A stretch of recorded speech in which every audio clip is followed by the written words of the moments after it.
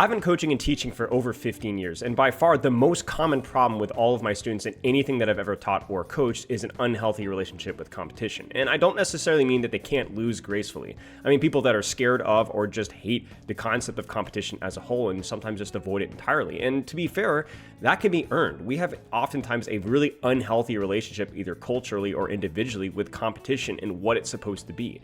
Is it only good if you're trying to be the best? What does it mean to be the best? What do you have to sacrifice to be the best? And is it even worth becoming the best? Today, we're going to be taking a very careful look at a lot of these problems and what competition is really supposed to be. I'm going to be joined by my wife, Pepper, who's been coaching and teaching mixed martial arts, Brazilian Jiu-Jitsu, and Muay Thai for over a decade, and my good Overwatch coaching friend, Stephano, who's also a licensed therapist. We're going to be really dissecting the idea of what competition is supposed to be, what it means to be great, and what the average Joe can actually do, not just to better themselves, but to actually have a much better relationship with competition and self-improvement as a whole. There's a lot of topics discussed here, and there's a lot of nuance and things to delve into deeply, so I hope you guys enjoy this, and I'll see you guys in the next video. So, okay. Pepper, you were the one that kind of set this up, and you've got the script and all the topics you wanted to talk about. So I'm going to let you run point here, but I will start by introducing everybody to everybody here. Pepper, introduce yourself. Hi. I have a Twitch command for you, but that ain't gonna cut it. It's okay. I'm Pepper. I'm Mrs. Spilo, for those of you who don't know. And both Spilo and I have, throughout a relationship, done a lot of competitive endeavors, Overwatch obviously being one of them. And, well, he has, not me so much. But one of the topics that's always interested both of us is competition and succeeding in competition. And even like as we've kind of dabbled in different things on and off that aren't necessarily we're doing them together, we've always had this topic about like, what does it mean to be successful at what you're doing, and how do you reach success in whatever it is? So for me, I have a minor in psychology, and that's how I can deal with Spilo. Side note, but I do competitive jiu-jitsu. I'm a kids jiu-jitsu instructor, and I've lived with Spilo long enough to have seen a lot of the behind the scenes of Overwatch League and competitive Overwatch. So for me, Spilo and I have had all these conversations about the overlap between my competing and competitive Overwatch and just all this competition stuff in general. So I brought it up to Spilo. I was like, man, I feel like I can't be the only person that as a really bad Overwatch player, but a very competitive person has questions about, am I doing what I need to do to feel successful, where I am never going to be a, an Overwatch, like a professional Overwatch player. And I would go so far as to say I'm not even going to ever be like a 1% professional jiu-jitsu athlete, but I want to feel successful at what I'm doing. So how does that work?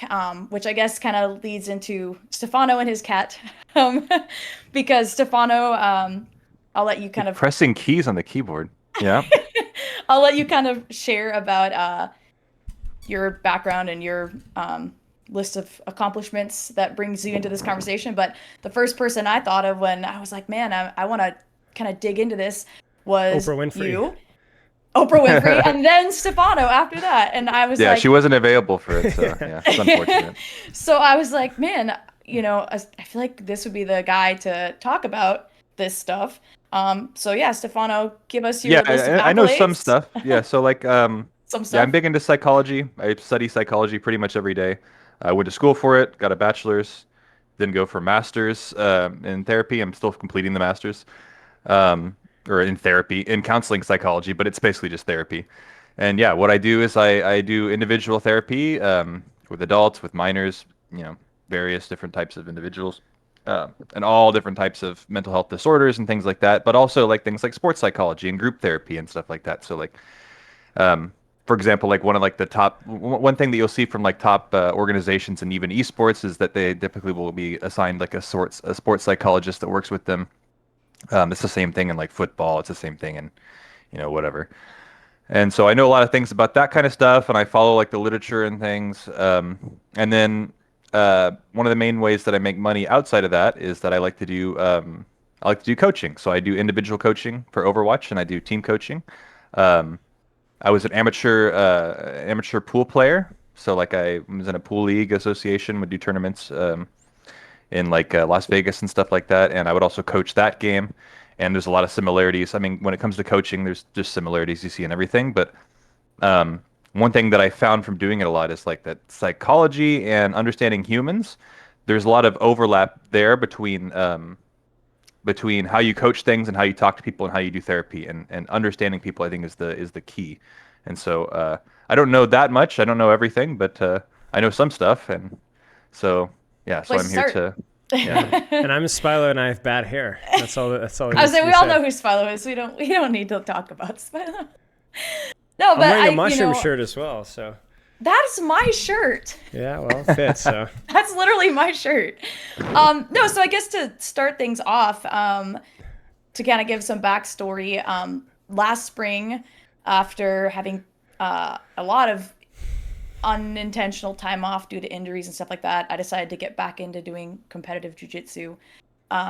And I never really thought about what it means to like feel successful outside of winning, you know, because I was actually reading Atomic Habits, which Spilo's been getting on me to read for like months and months and months.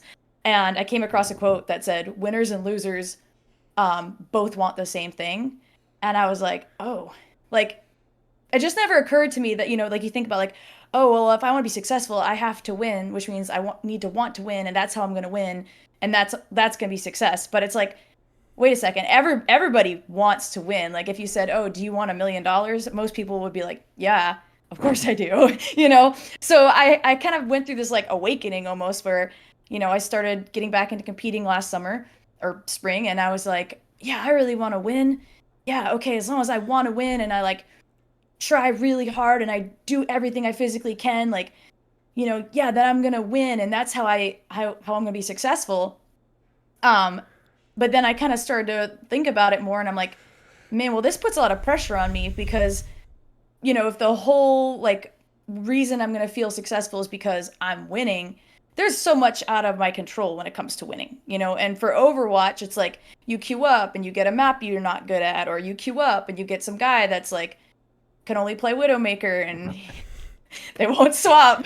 Right. It's not like even well there's at that either. So shut up. Shut up.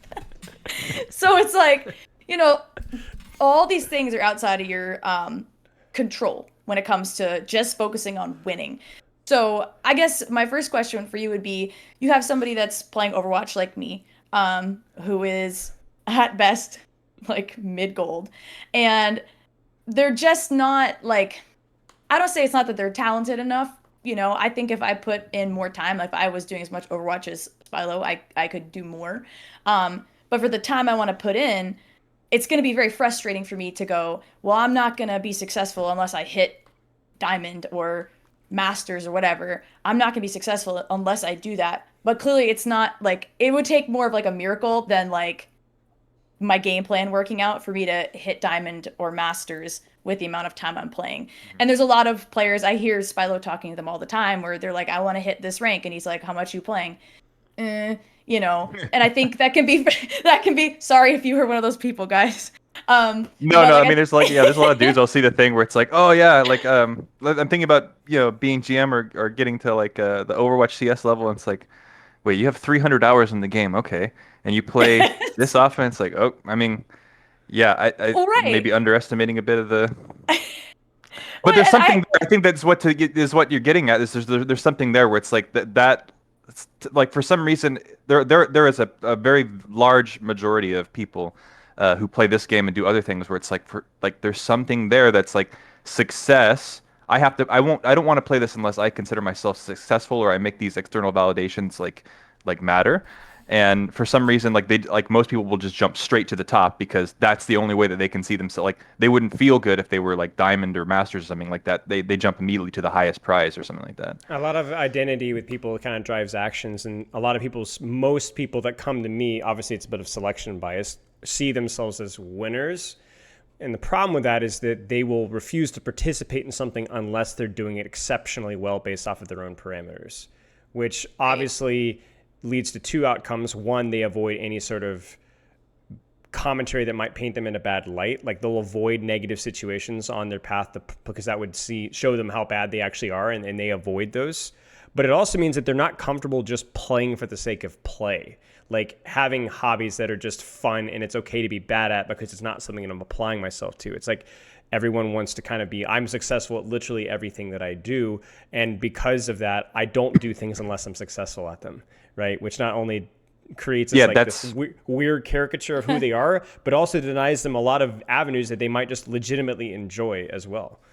Yeah, that's like why one of the first questions that comes across in like an individual session when I'm meeting a new person, and they say, well, I say like, okay, what kind of goals do you have? And they're like, I want to be diamond. Um, I don't just take that lightly, right? Like it's not like, oh, okay, you just picked it. No, it's like, why? What's wrong with being gold forever? Like what makes you want to be diamond? Like why does that matter to you?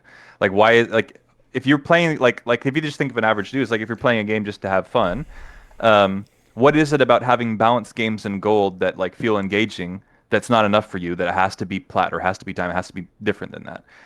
The game is going to be like whatever you end up in, it's going to be a balanced ratio either way. So there's something there that's like that immediately is motivating them, and figuring that out to start with helps you understand them way more. Right. But another thing though that this immediately started making me think of is, you guys ever heard of like the smart kid, like I guess like paradox thing? I don't know. It's I don't like know once you describe it. I think I know where you're going with this. Finish. yeah. So one thing that I do when it comes to like working with children and their parents in session is sometimes I will discourage parents from hamming up too much, because like sometimes parents will be like, oh, my kid's so smart, they're a genius, and there's kind of the smart kid thing that happens to children, especially a lot of kids that play video games, right? They're smart, they pick up new things a lot, they're very active. A lot of times even like things like ADHD are present. It just makes them really quick, their mind's processing really fast, they learn a lot, they love learning new things. But the thing is, that kid, the basic idea is, imagine a kid who goes through their life being told, hey, you're a smart kid. Um, you're smart. All of his family members saying smart. You just don't apply yourself or stuff like. They'll hear things like that, and they grow up thinking they're smart. Let me ask you guys: when you have a classroom of children or a group of kids doing whatever activity, um, what kind of things would you see about them that make them that would stand out, and other people would associate that with that kid being smart? What kind of things would that kid do? Probably alertness, like being Alertness. alert to questions, asking questions. Yeah, say more about that. I think Yeah. the easiest answer would be like, oh, just success at whatever they do. But I think kind of what Pepper's saying is probably the more accurate answer, which is just genuine curiosity. Just It's curiosity. close. Yeah, yeah. So they're related. Yeah. So quick questions, right? Fast. Success. How do we measure success at like a test or something like that? Or how do we measure success at some sort of activity? Typically, it's the kid who does it the fastest. It's the kid Right. Yeah, who right. turns in the test first. It's the kid who comes up with the answer for the student really quick. That's the smart kid, right? Well, the thing is, for that kid, they do this over and over throughout their life, and the pattern you typically see is that starts to become part of their identity. I am the smart kid. I am the kid who figures things out. I am the kid who always has the answer fast, and things come naturally to me. And that's what makes me feel smart, because other people see things coming natural to me and me figuring them out quickly, and they go, "Oh, he's smart. Look how quickly he does that thing." Um, and so the problem is, they go through their life, kind of reinforcing that as their identity, getting that evidence and doing those things. And then when they encounter things in their life, like, as they become an adult or something like that, they start to encounter things in their life that aren't so easy, um, that do require just work. They might require like a lot of hard work or dedication or something like that, something that just is impossible for you to just instantly be good at. Um, what you find with those individuals is they actually shy away from doing them. Can you guys guess why? Because they're not used to that process. Maybe. Right, right. They're not used Yeah. to the process. Well, But it's also also because, failure, right? yeah, Like if you fail, you look stupid, and that I'm the smart kid. I'm not the stupid kid. yeah, it destroys their entire identity. Like Their for yeah, so their for identity. Yeah. so for somebody who wasn't reinforced that way their whole life, they can do things and fail, and that's okay with them. Like they can, yeah. But for this market, if that happens, it can destroy who they are, what they value about themselves, and what everybody in their life has always said is the valuable thing about them. So then they end up not engaging with those things. Anyway, so that's like, I hope you guys get that's the general idea of how that kind of Yeah. pathway goes. They Well, tend and to struggle with that kind of shit. yeah. Well, and the thing is, like, what really led me to wanting to have this discussion about success was that I had some experiences where it was very like the traditional, I guess the traditional like stepping stones to be successful, where it's like you have to work harder than everybody else, put in more time than everybody else, be the fastest person, like you said, the fastest to get stuff done. It was just like a lot of volume, Hmm. which was where it started to tie into talking about Overwatch because I have seen and heard of, especially at the inaugural, I think it was the inaugural season of Overwatch League, where some of these teams were like, we got to put in time. We got to scrim more than everybody else. And some of those teams were the worst teams. That's the Um, Shanghai Dragons, yeah. the Shanghai Dragons, yeah. So, and what was happening for me is, I'm a very like, I don't want to use the word like OCD, but I have my notebook. I'm just like Spilo then. I'm just like Spilo. I don't have Spilo's OCD, but I have my notebook. I write everything down. I don't need any like outside motivation. Like if I want to do something, I'm like, okay, this is how I'm going to do it. And so many weeks it's going to take, and we're going to do this and that. And so, for a person like me that has all these plans, I guess the Overwatch equivalent would be like, I have to hit this rank at this interval, and I have to do this much time on Vaxta to get warmed up and all this stuff. I had it all planned out, and it was burning me out. It was burning me out, and I got to the end of the season, and like you're talking about like that identity, I'd be like, hey, I came in first at this tournament. I should be like, yeah, okay. But instead it was kind of like, okay, well, what's the point now? Because like, am I really successful because I won this tournament? Because there's always another tournament. There's always another step. There's always another rank to get to. So should I sit here and be like, yeah, this is good? Or should I be like, no, no, no, you gotta get back to work. We're not done. We got more work to do. But it's like, oh man, especially like, jujitsu, it's like, I'm tired. I'm hungry. I want to go to bed. I'm worn out. And what was happening was I was having this realization where I was like, man, I don't think this is sustainable. But I was being told, hey, in order to be successful, like, you do not stop. And it wasn't even necessarily like my like single experience. Like this is very common in the jiu-jitsu world, much like Overwatch, where people are on social media and they're like, yeah, I trained for 9 hours today. They did not train for 9 hours. They taught for 4 and trained for 3, and then we're doing private lessons for whatever else the remainder is.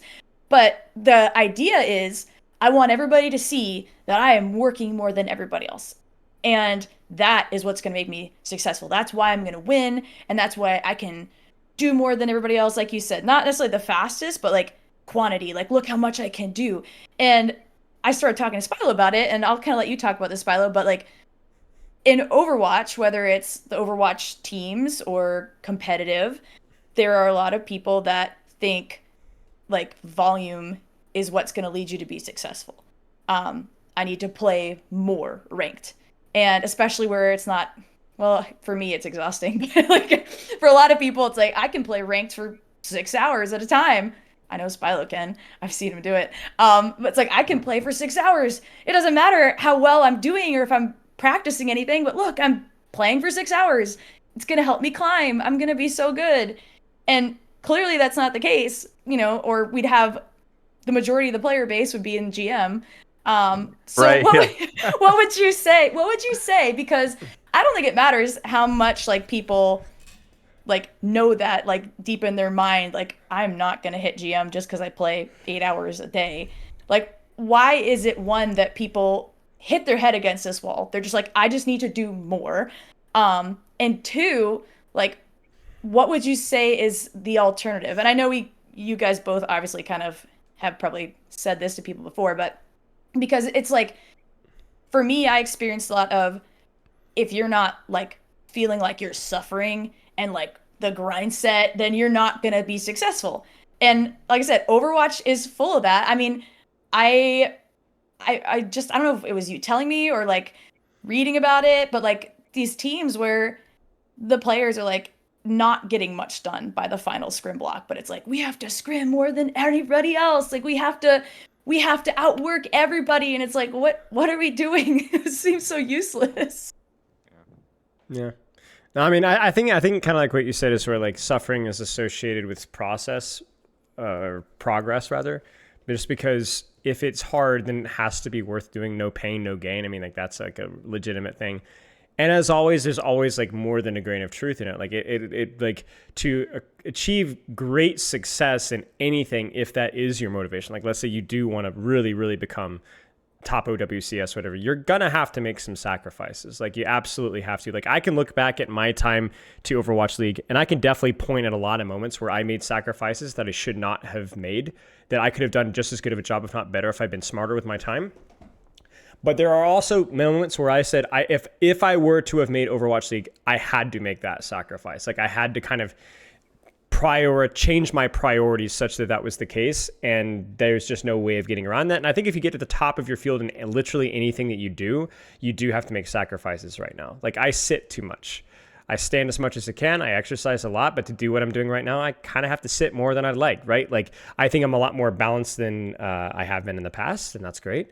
But I do have to make some compromises, and I think that's unavoidable. But the problem is that people assume suffering and compromise is everything, and they see that as the occasional end result of accomplishing greatness, and then they glorify the suffering rather than that being the consequence of actually accomplishing things. Becomes So like wouldn't it be nice? Right. Wouldn't like, it be nice if suffering wasn't even like it wasn't correlated or related to like exactly. success at all? Exactly. It's like how like people like I'm going to throw it under the bus, but like the whole like CrossFit craze back in the day. You remember this, Pepper, right? Where it's like yes. The way CrossFit Get athletes, right? It's like the way that a lot of quote unquote little CrossFitters trained was a very this sucks, so this has to be great for me as a wannabe athlete. But no athlete trains like that. Like no athlete trains like that. But because it was legitimate. Like I did a CrossFit off and on. I'd visit Pepper and I'd do a CrossFit workout, and they freaking suck. They're hard. They're no joke.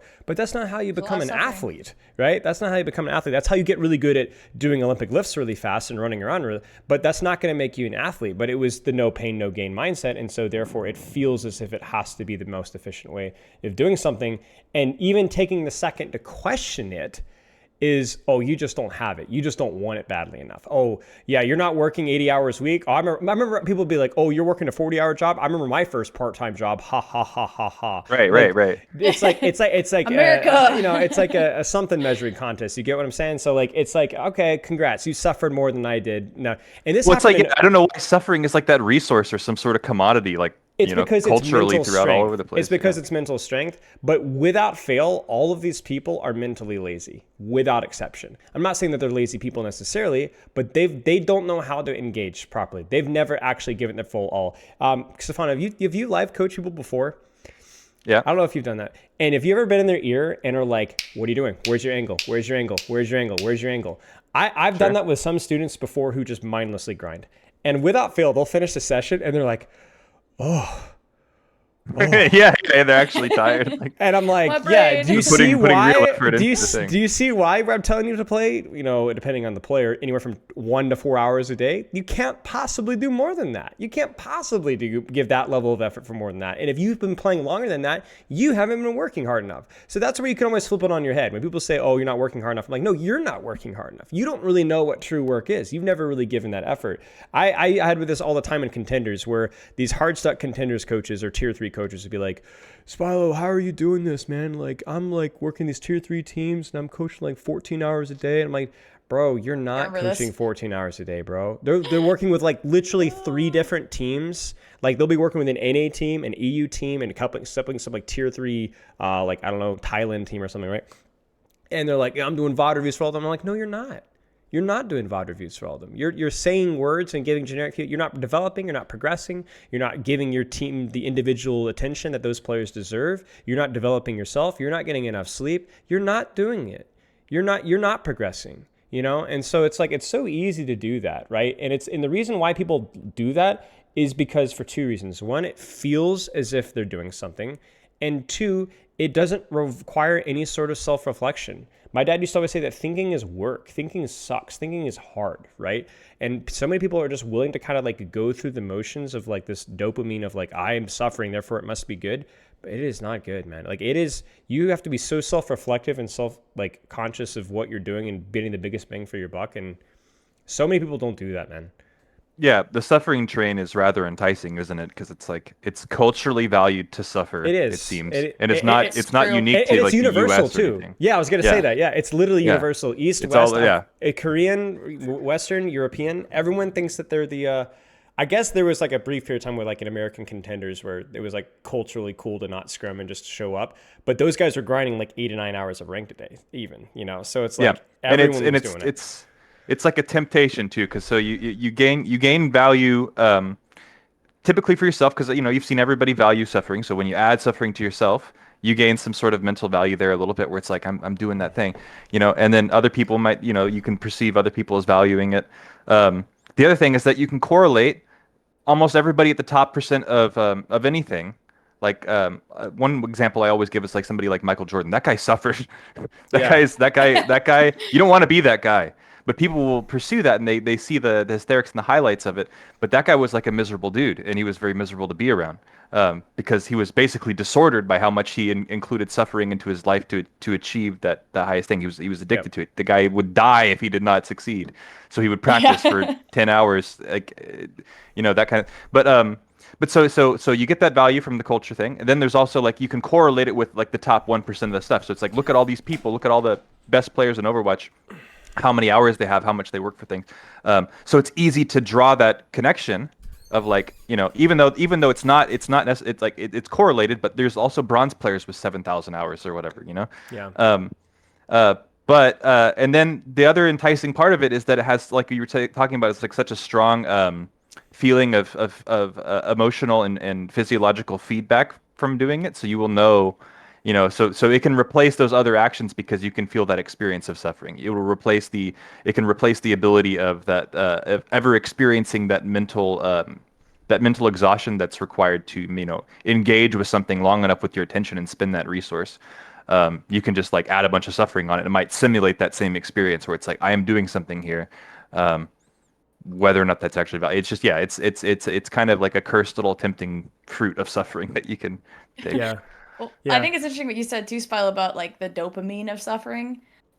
Because or to I tie use in that with loosely. I don't know if that's like physiologically true no, or not, but yeah, like not a, you even get if what I'm it's saying. it's culturally, like Stephano was saying, it feels good to know we're a part of the pack, like what other people are doing, especially with social media and stuff. Like we see people doing something and we go, oh, that looks like if I do that, then I will feel good about myself. Dude, it's embarrassing Um, not to sometimes. I don't know if you guys ever. I can even catch myself where I'm like, I'll have like days like Wednesdays are usually my lighter work day. I usually have like 2 sessions. I have to do 2 or 3 hours of like. Sometimes I only work like 4 or 5 hours on a Wednesday, and I'm always like, man, I'm so not lazy. working Like, enough. dude, I'm like, but I make all my best ideas, all my best Yeah. ideas, like all my best coaching sessions happen on Wednesday. So it's Yeah, like, yeah, that's what's fucked about the whole, like what I'm saying about the suffering commodity thing is like now you're in trouble, because now if you like ever like relax or something like that, you feel bad. You're gonna yeah, feel like you're gonna feel bad. If people see you relaxing or enjoying yourself, you'll feel anxious.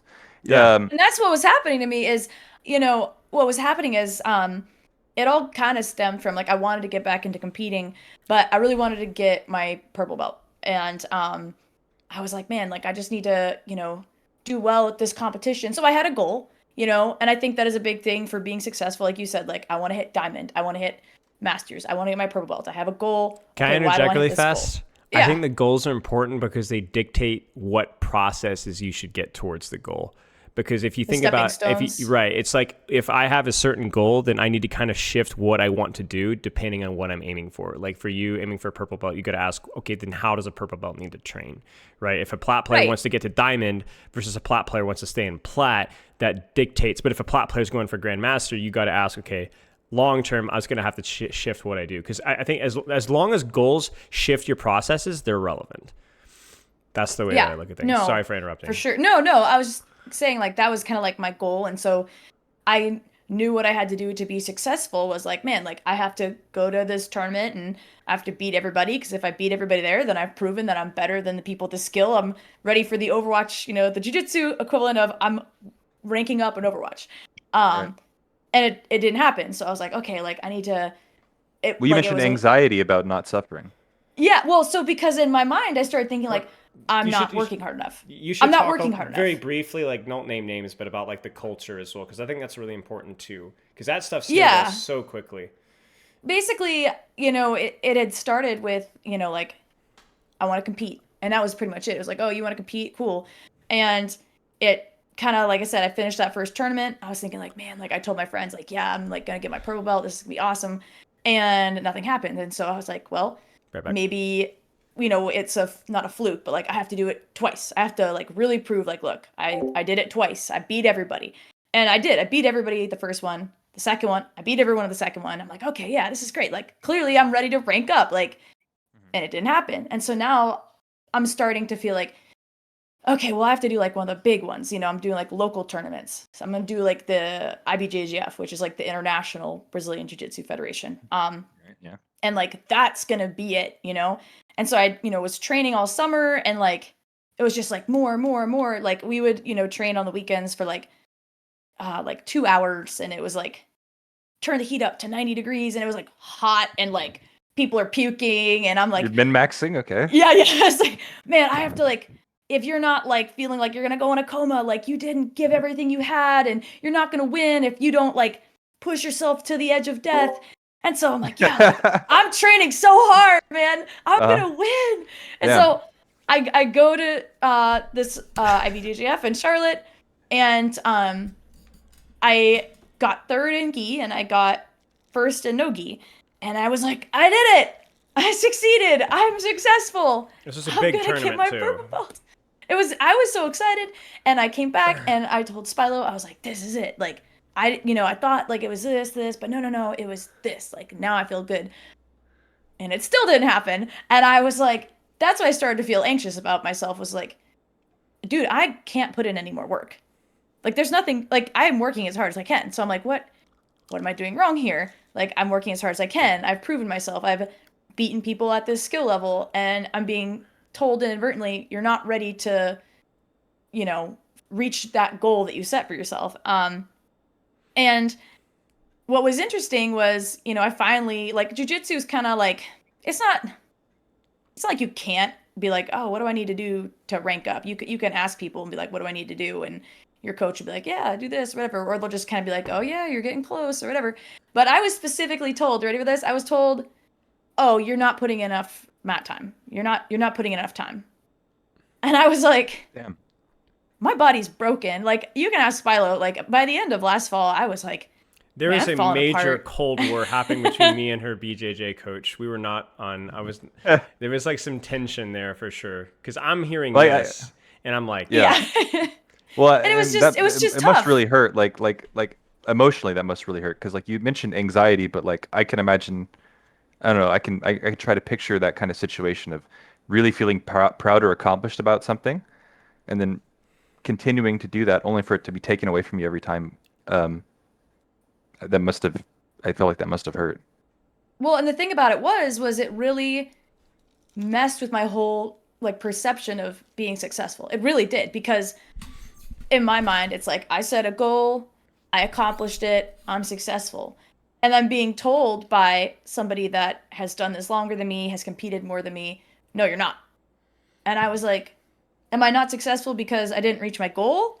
Or am I not successful because my goal wasn't good enough? Because I feel like I reached my goal, but either I didn't actually reach my goal, and you're telling me like, no, you have to compete a lot more at this rank. Like, it's still a fluke. It doesn't count. Pepper has a Or you're- tendency of being like successful enough and hardworking enough. She always finds these insecure competing men that want to like live vicariously through her. I'm not joking, dude. This happened with happened flag with me football in- as well. Yeah, Where there's flag like, football oh, she's too. really good. She picks up stuff really well. And then somebody's like, oh, you have to do this and this and this. And they're always old school, always like inexperienced. And the best part about it is they're also super underachievers, the guys that pick her up, like for the amount of work that they put in as well. And so it's just like, yeah, it's awkward. But yeah, continue.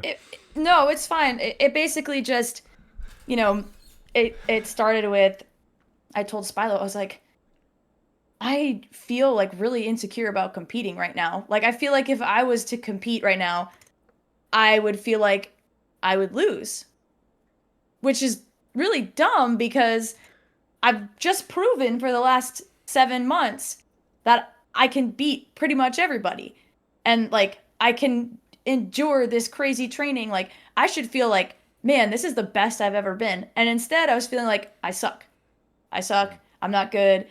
And then, when I told Spilo that, he's like, you need to stop going to competition training. And I was like, fair enough, because I don't want to compete right now. I feel like I'm not a success. I feel like I don't want to be successful. And that was the other thing too, is, it was looking very much like, if you don't want to be the 1%, then you will never be successful. And it was very disheartening to me. It was like, imagine like somebody's like, you should play Overwatch. And you're like, yeah, I want to play Overwatch. This is so fun. You start playing and they're like, oh, you should try ranked. And you're like, oh, ranked? Cool. There's like ranked. Yeah, but you're not good unless you hit GM. If you don't hit GM, like, you're never going to be good. Like, I'd be like, well, Yeah. why am I playing ranked then? Like, do I just quit? And that was very much like where I was at, is I told my coach, like, hey, I'm not doing competition training. He's like, no, that's fine. Take some time. And then I was going to regular classes and I was like getting called out in front of people, like, you're not working hard enough. Your guard's getting passed too easy. You're not training enough. Like, at one point I walked in and it wasn't like I was getting yelled at, but like, I brought my notebook in and I have notes and I'm practicing stuff at home, and because I'm an overachiever, and he just goes, yeah, just so you know, you're still not getting enough mat time. Like in front of people. And so like I finally had to message him. I was like, man, like I don't want to compete. I don't feel like I'm good enough. Like I don't know what else kind I of can emotions do. came up? What kind of emotions, I wonder, came up for you, like right after that experience? Like, so, like, I don't know. I imagine you're out somewhere, and then maybe you're done for that day, and you're on your way home or whatever. Well, the first couple How that? times, yeah, the first couple times was very much like I felt like I got punched in the gut. Especially because this is somebody, like, it's your coach. Like, imagine, like, if Spilo was coaching you and he just tells you, like, you're never going to hit GM. And, like, you had a whole plan. Hang on. Maybe not the best example, but yeah, I hear you. Go ahead. Punch in the But, gut, like you're like choking, like you can't breathe. like, it just felt like your best friend was like, you're not coming to my birthday party. Like, I felt like I disappointed my best friend. I felt like this is somebody that I've wanted to. Wait, why are you laughing at me? Dude, I literally have a video with that title. But yeah, keep going. Okay. Keep I going. felt like, man, like, I'm putting in all this outside work. I'm trying to get more training. I've won all these medals. I've, gotten as close as I can to ranking up. And the person that you're kind of looking to for that guidance is like, no, you're still not succeeding. You haven't done it. And I was like, dude, what else do I have to do? But it, really came to a head when, as I was like kind of dropping these hints, like, I'm not coming to competition training. He wanted me to train 6 or 7 days a week, including like three times a week training at like 6 a.m., which I was like, I'm never going to see Spilo because he works late Tuesday, Thursdays. And the 6 a.m.s was like Monday, Wednesday, Friday. I was like, I'm just never going to see him. But I lost Spilo to Elden Ring instead, so I guess it's comparable. Yeah. Rip. Bad influence. I got him addicted. Oh, Stephano's playing Elden Ring. I have to go. No, but basically, I've been like dropping all these little hints, like, hey, I can't do this, and I would always say like, but I'm gonna do this instead. It was never like, you want me to train more? Well, I'm just not going to. I'd be like, I can't train, but listen, I'm gonna meet up with my friend twice a week, and we're gonna work on the stuff that I need to work on or whatever. And it just started to get to the point where I could tell he wasn't happy with me because he was kind of getting a little like nonverbal. Like I would come in to train and normally be like, oh, hey, Pepper, what's up? And it kind of turned into I'd walk in and he would kind of like, look at me that I came in and was just kind of went right back to what he's doing. You're like you know what you're like? You're like a dolphin at like a SeaWorld or something that's doing all these flips and like things through all the hoops that all the people want. And then and then the trainer's like some bored kid that's not even fucking looking at like he's just eating his popcorn and like Oh, that's nice. didn't give it, yeah. So, the day that I got bad was I No was one Shamu. I was drilling with my friend and he was across the room with somebody else and he comes over and he's like, mm-mm. I was like, am I doing it wrong? And he's like, and he just jumps in, does the thing, and goes, I'm not kidding, like nonverbal. And I was like, oh, so I'd like me to do it like this? And he goes, and just walks away. And I looked at my friend and I was like, did I do something wrong? And he's like, I don't know. And so he just like, we got to the end of class, we're doing rounds, and he comes over and like we high five, fist bump, like he's gonna roll with me that round. And he submits me 5 times in 5 minutes. Just like boom, boom, boom. And I'm like, what did I do? Like that I'm like being under this abuse. And so the round ends and I'm kind of like, that was weird. And I go, oh, hey, good job, coach. And he just goes, not enough mat time, and walks away. And I was gonna cry. Like I was like, I feel like I'm gonna cry. But I was like, I'm not gonna cry. I'm not gonna cry in front of him. And I got home and I think he was coaching. I don't know if you were coaching or you were streaming I just or whatever. finished. It was a Wednesday, right? And no, it was a Tuesday or Thursday. So you were getting ready to stream probably. Oh, okay. And I walked in and I was like, I'm done. I was like, I'm done. Because there was nothing else I could do like at that point. Like I had tried like communicating and like trying to compromise this. And it just was not just like frustrating in terms of like communicating with another person and not going well. It like shattered my whole concept of competing and being good at a sport I really enjoyed, because I was like, well, now what do I do? Like, I'm being told Yeah, by it, like, somebody that, yeah, that's like a good, knowledgeable person in the sport. And no, it's not like, oh, that's the only way to do it, but this is somebody that I felt like we were building up to this thing. And now instead of it, like, even just building up and be like, oh, okay, it's not working out. It was like, whoosh. And I was like, yeah. No, I mean, yeah, everything was completely crushed, and to the point in which you were summoning, like you had the impulse to summon some tears. What flavor of tears were they? Were like anger tears or like? um, initially it was like heartbroken. I was like, because Spilo will testify, like, I will do everything to the point that he's like, dude, no, you've done too much. Like, She's just very stop. patient with people. I will always assume I the had best told for her people. Like 3 weeks, 4 weeks prior that you needed to be done, but she kept giving second chances, and I was like, I was you need to like, be done. he doesn't mean it. It's okay. He's having a bad day. He's having a bad week. Something's going on. Because I generally like want to assume the best about people, and like even to this day, it's like, you know, I know he has had things. We all have had things in our lives that shape the way we think about things, and it's like, okay, you know what? But here's the deal. Like, I'm an adult, and I can compete however I want, and I don't need to try and unpack whatever's going on over there as a part of me figuring out how I want to compete. I don't think but we yeah, assume so malice to him, and I think like the key reason why I think, you know, thank you for sharing that, is because this is not like a super uncommon occurrence. I don't think, for people. You know, I mean, like, He you know who he is? He's the dude who like something earlier really stood out where it was like you're not that rank, like it's a fluke or whatever. You know what I'm talking about? You ever had that no. student who's like, oh, I got the diamond or whatever, but it's not real. Like and Oh now they yeah, stop yeah, playing the yeah, game and stuff yeah, like that because yeah, yeah, they have to read, yeah, that kind of shit. yeah, yeah. It's just interesting. It's like, It's like he wasn't.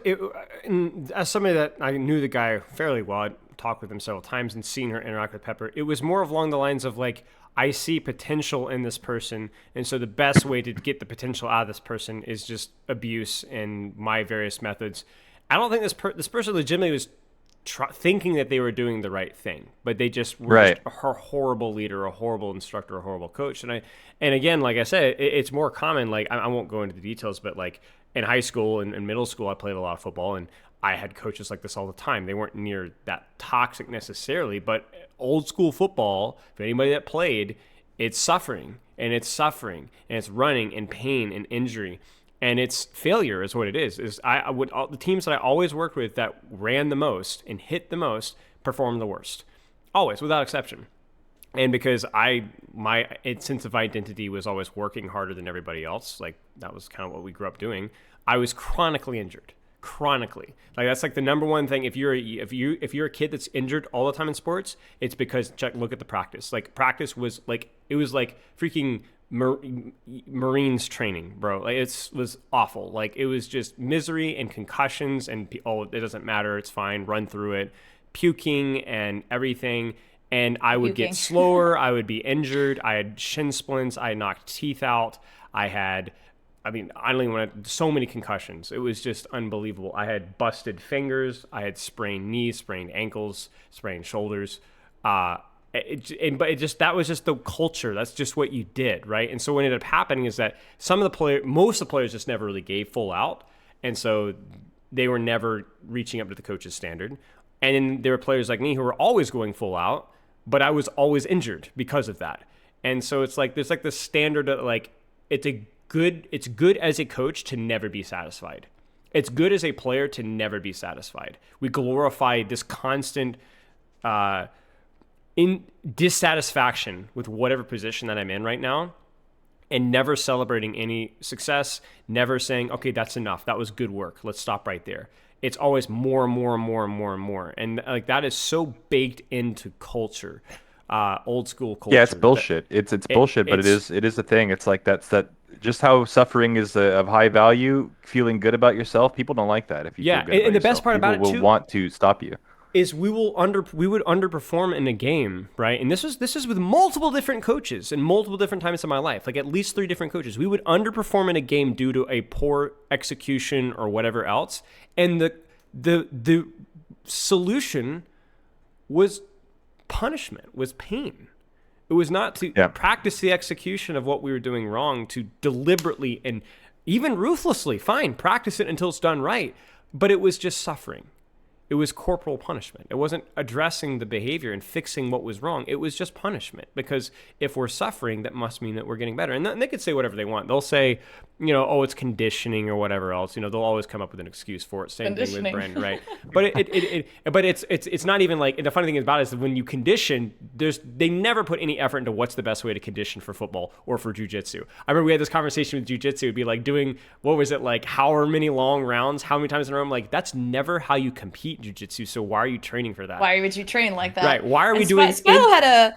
Yeah, we Spilo had a good... No, go ahead. Sorry.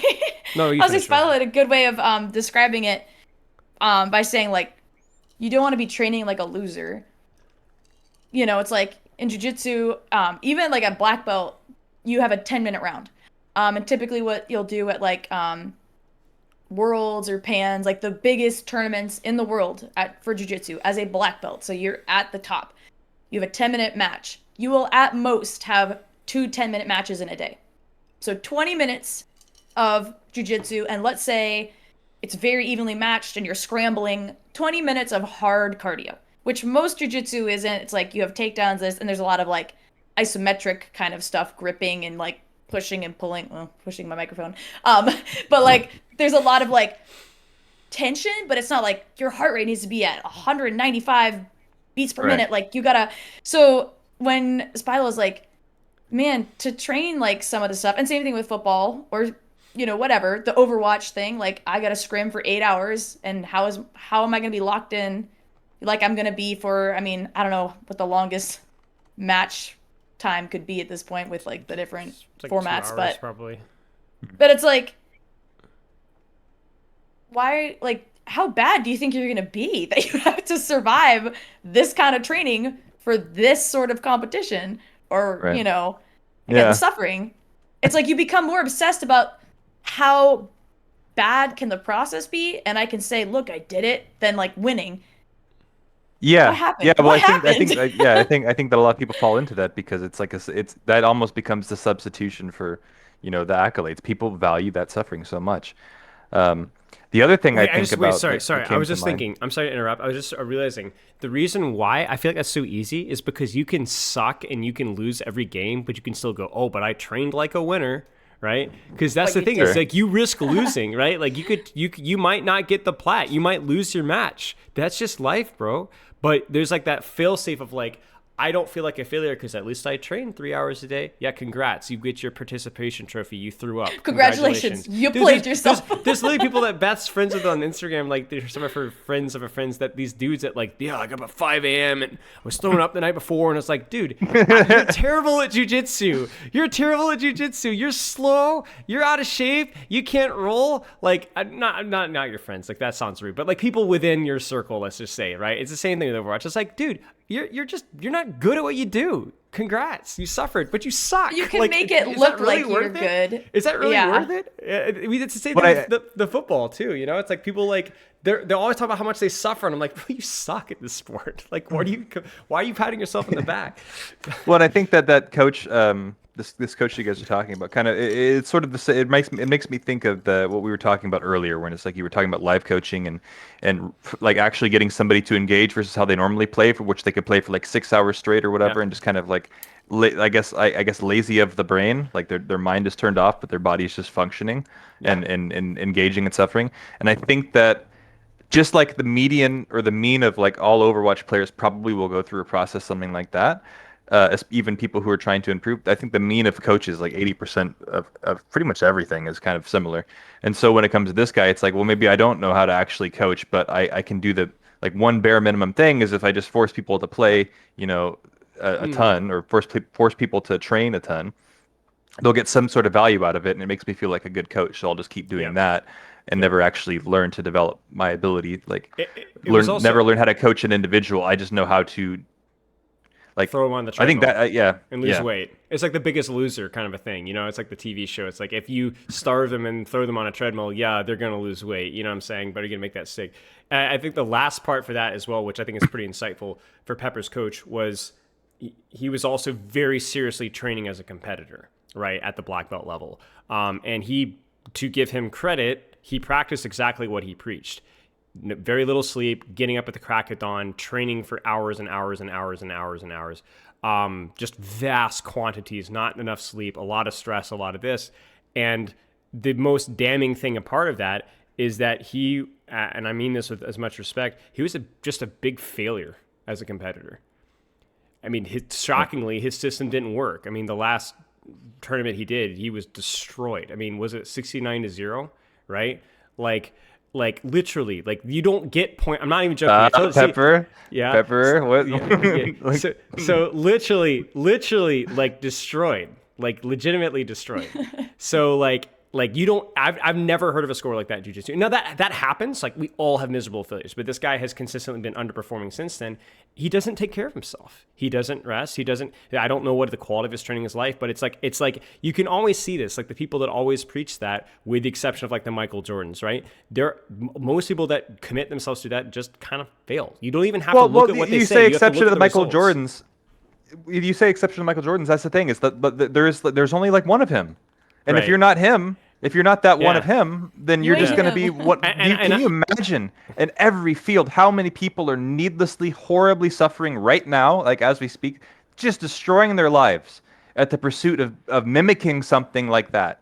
It irritates me to pursue it. Yeah. Or even But like, that's the thing. It's like this dude that you guys are talking about, right? Like he's engaging in all that suffering and stuff, like as if he is the 1% dude, and that nothing else will satisfy him, and all he's doing is just destroying himself and experiencing misery, and now accidentally spreading misery to others because that's all he knows. Yeah. Isn't that fucked? Yeah, No, and I mean, I think there's also like go ahead. No, I'm sorry. I was just like I think the other thing too, as well, is somebody that's done a lot of study and people that are very successful, like the most successful. Like I think a great example is like the John Woodens, right? In like in their fields, in sports, in esports, and just business. You don't have to even be a Michael Jordan to be the best at what you do. That's the thing, right? Like you do have to make certain compromises. I think that's the case, but you don't have to be. It's not just that you shouldn't want to be Michael Jordan, but you can get pretty darn close to that level in your field without necessarily having to make the sacrifices that he's making. That just is the most visible example, I think. But I'm sorry exactly. It's like the Michael Jordans are always like this, are typically always going to be like this crazy dude who has kind of all those things put together, but also just is ridiculously obsessed with the thing and suffering like crazy. And people will see that, and the most visible part of it is the part that we're attached through culturally, which is the suffering. So they just mimic that repeatedly. When if you wanted like I guess what you're saying and what I'm thinking is like if you wanted to be reasonably like in the top 50 or something like that, you could do an entirely different strategy to that and you would be fine. But it's just like this kind of mimicry. I think back to like sheer cold, which is I think was some of the best coaching that I did, given like the amount of success that we had. And those were like I was working like 7 or 8 hour work days, which is a lot of like deliberate work and preparation for a contenders team that I was basically being paid pennies for, right? But those were good hours. Like we did good. We got good time and good stuff out of that. Now I had to make compromises during that because like 7 to 8 hours. I mean, it's not a lot. It's like an average work day. But I was also doing some private coaching on the side. But that was like, I've had any time that I worked more than that, I always noticed a dramatic output drop in output. And it was the same with all the pro players that I coached with as well. The Lannons, the Hotties, the Backbones. There's that sweet spot of like the 2 scrim blocks, the hour and a half of ranked, hour of team VOD review, maybe tops 30 minutes of self-review occasionally, and then just exercise, sleep, get off your phone, get out there, have fun, and always the highest quality of output was a win that. Always. Beth, do you remember what you were going to say? You were going to say something earlier. I was mansplaining. No, yeah, thanks a lot. No, I guess just to kind of like wrap it up, you're talking about like how that made me feel was, once I got over the initial like, oh gosh, I'm like so heartbroken about this just because, To the point of tears, by the way. To the point of tears. Yeah. That I felt like, man, I guess it's just not meant to work out. And I think like looking back on it, it was very much because like you were saying, like he was like, this is how you have to succeed. There is no other way. And if you don't want to be a part of it, then it's just not going to work. And he couldn't really express that very well. But, so I was like, I'm done training here. I don't know what I'm going to do next. But I just kind of started by being like, you know what? I miss feeling happy when I'm training. It's like, why did I start doing this? Well, because it makes me feel happy to train. It's like Overwatch. Well, why did I start playing this game? Because it's fun. And obviously, I think the big thing you have to think about is like the nuance to it. It's like, one of my good friends and very original martial arts boss, training buddy, told me, even if you do the thing you love more than anything else in life, there's still going to be parts to it that you absolutely hate. And so, I think it's good to know where it's like, I want to climb rank in Overwatch because it's fun and I like the game. The game is fun. Part of it is not going to be fun.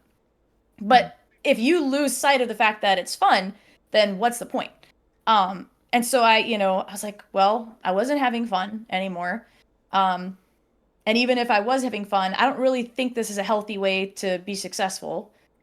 So I'm going to have to try something else. And I just started with, I'm going to try and be successful with the basis being, am I feeling like I'm enjoying like the base of what I'm trying to accomplish here? Like, do I like competing?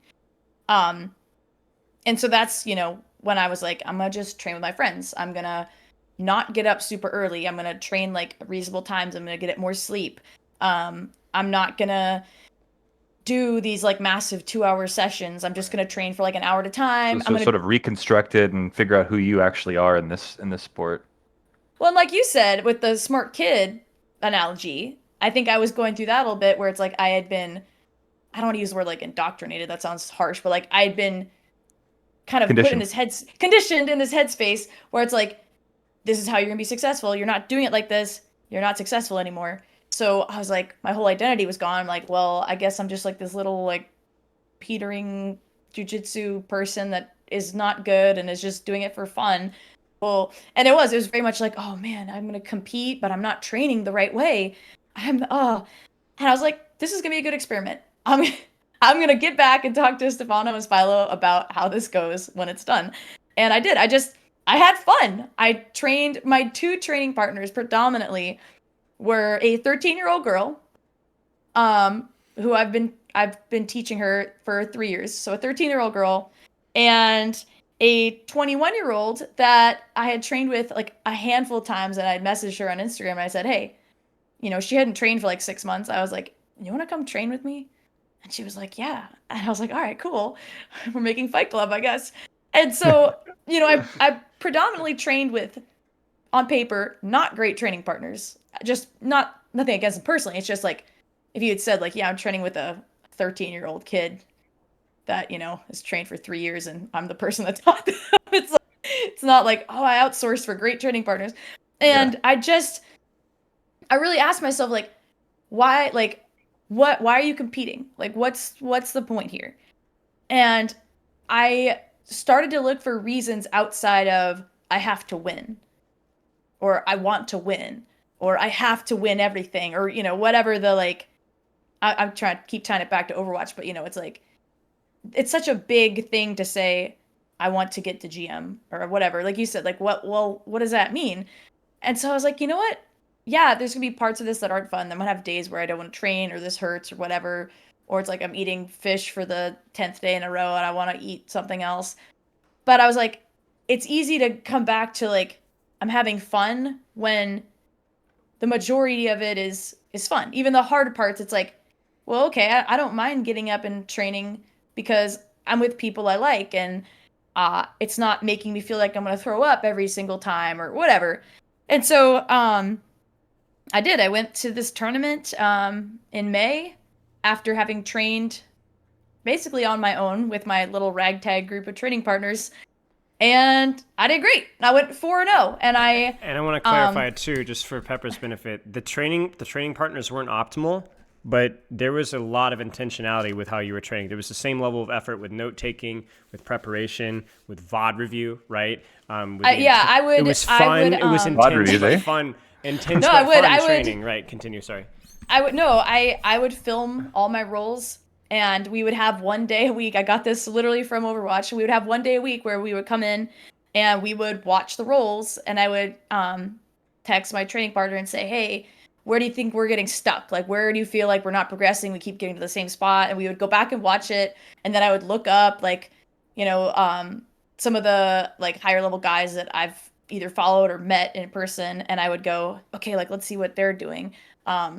And that's kind of how I did it. And I don't know, it just I finished and I was like I felt just happy, but not because I won. I felt happy because I was enjoying myself. And that's what made me feel successful. If that makes any sense. It totally does. That whole thing really resonates with me, and in terms of like Overwatch coaching as well. I think what you did is you have found a way. So you have found a way to reclaim your agency, like your control over like your feelings of like value and pride and things like that. You have been able to disassociate that from whatever it was connected to before. So like before, you were in the basically under the control of some dude, right, who was able to ascribe to you what your value is based off of these external metrics. You need to work this much in this stuff. Only if you do that will you get love and affection and value. That's the only way you can have those things. And Right. you were able to break yourself free from that and ascribe yourself new ways based off of yourself, and learn who yourself is and what you value and come up with your own system for that and the things that are valuable to you. And then you got to test it out and see if it works. That's what Overwatch coaching is. Like Yeah. people, it's breaking them from being attached to the external validation of their rank. So often it is, at least, breaking them from being attached to that external validation of I need to get diamond, I need to get this rank or whatever like that, and I can't hold this rank. I am afraid to lose games. I'm afraid to try new things in games and experiment and honestly look at myself because of that those external factors. So often it is. I think the key that you found here, which is it is literally to re-inherit that person with their own agency that they've lost somewhere from their feeling of value. And so getting a player to be able to it's like one of the basic things that Spilo does, for example, in his VOD reviews almost every time is he'll give a student like 1 to 2 things as like the new things that they're going to be focusing on during their games, correct? Where it's like you have this thing, you have that thing. That changes it changes the rule set. And if you can convince the player that that matters from the rule set being win or lose the game important, nah, that's not how my external validation is going to. That's not what I'm going to get emotion from anymore. Instead, I am going to assign my value to am I doing this? Am I doing this thing that is on this page? A lot of times, what I'll do is I'll give students like mini games or something like that. Like, oh, you need to land like you got to land the big score on Ana. I'll always do it on my Ana coaching things where you have to land these big nades and like all you're really trying to do for some of these students is just like you're trying to land the big nade. That's it. You're just the skeevy guy who's out there looking for the big score, and you're just trying to do that. And but the thing is, if you get them in that headspace, they're not afraid of losing the game anymore or winning the game. It doesn't matter. They're willing to just go play rank games and be the skeevy guy hunting for the big score. And if they get the big score, they're like, yeah, I got the big score. And then they get better doing those things because not only does it free them of that external trap that you were kind of a prisoner of and Right. suffering within, it teaches them the ability to, hopefully, it teaches them the ability to do that on their own, not only in Overwatch, but in other parts of their life. being able to have control over your sense of value as to your ego as a person. I think That's it's like, and really, that's what therapy is. yeah, I think it's really interesting too. Like, I was trying to figure out in my head, like, well, why did this feel so fun? Is it just because I arbitrarily was like, I'm gonna win on my terms? But I really think what it was is like, I took the time to sit down and ask myself, like, what besides winning? That's like a given. Like, besides, I want to win, like, makes you excited about competing. And I was like, if I have this one like move I've been really trying to like hit in practice, and I can successfully do that at a tournament when somebody's going full speed trying to kill me, and I can successfully hit it, even if I lose, like, I'll feel pretty happy about that. I'll be like, okay, you know Yeah. what? Like you said, I landed the big nade. I landed the big Yeah. nade. Can you imagine So how proud of yourself you'd feel in that moment, like live landing the thing that you actually now put your own value into? That's huge. Showing up to the yeah, jiu-jitsu tournament and just smashing a bottle on the ground. Yeah, I landed the nade, guys. I did it. And then You should just say that next time too. You just say, "I landed the nade," and they're like, everybody's like, well, and it was interesting too because Right back, 1 second. I have a kids program, and they compete.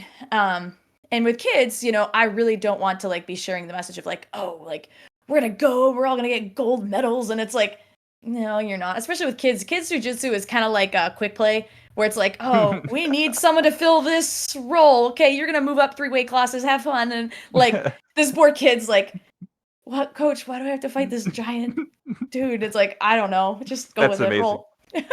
But like for example, I had the 13-year-old I train with. She signed up we had a tournament for the kids 2 weeks ago. And she signed up, and she is in like the gray belt division, which is like I think it's like 2 to 5 years. She's been training 3 years. And nobody signed up for her division. So they're like, do you want to bump her up? And I was like, I mean, sure, why not? So they bumped her up a weight class. I think they bumped her up like 15 pounds. And they bumped her up like a whole belt. So with kids, they have white belts, but then they have like 3 belts within each color because kids have low attention spans and they need constantly changing, like, oh, new belt. Oh, new belt. So she's a gray belt, and they bumped her up to like the yellow belt bracket. So there's like 3 belts within the yellow belt.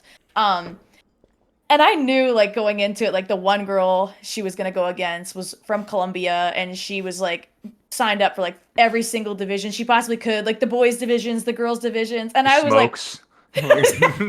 she got a mortgage, and she was just submitting everybody in, like, 30 seconds. She was just, like, throwing everybody on the ground and taking their back and choking them, and her dad, my student's dad was like, coach, like, oh, like, is she really good? And I was like, probably. And he's like, oh, I was like, don't tell Layla. I was like, doesn't matter. Like, that's something out of her control. Like, she has no control over how good this other girl is. Like, all we know is that you've agreed to compete against her. That's what's in your control. And you said yes. Right. So basically, we're there, and I'm standing there with my student on the edge of the mat, and she's getting ready to go on. She's like, coach, I'm nervous. And I said, okay, what's the worst thing that's going to happen? And she's Your like, leg's I'm going to snap lose. in half. You're going to die. You're crippled for life. She's like, I'm going to lose. I was like, okay. I was like, you're going against somebody bigger than you and better than you and someone who's competed more than you. I said, is anyone going to look at you funny if you lose to this girl? And she's like, no. I said, well, if you go out there and you just focus on doing your best jiu-jitsu and having fun, something surprising might happen. I was like, I don't know. I'm not saying you have to. I was like, but if you just go out there and have fun and do your best jiu-jitsu, you never know what's going to happen. There's only positives that can happen for you. I was like, just go do jiu-jitsu and have fun. And she went out there, and of course, every kid, I don't know if Gregor's watching, but every kid I teach is a guard puller. And she pulled guard on this girl really quick and swept her and came up and scored first. And she, of course, like, froze up and, like, got stuck in an armbar because she literally was, like, so, like, oh, my gosh, I can't believe I did it. And I was like, dude, but you scored first. And she didn't think she was going to do that. She thought she was just going to get thrown on the ground and, like, get choked out. And I was like, so she was so happy. And it was so funny because she's walking around and she's got, like, the last place whatever medal. And she went to Chick-fil-A. She was texting me pictures. She was like, this was such a great day. And I was like, yeah, like, she loves jiu-jitsu and she succeeded at doing something. She I was like, been like, not enough mat time.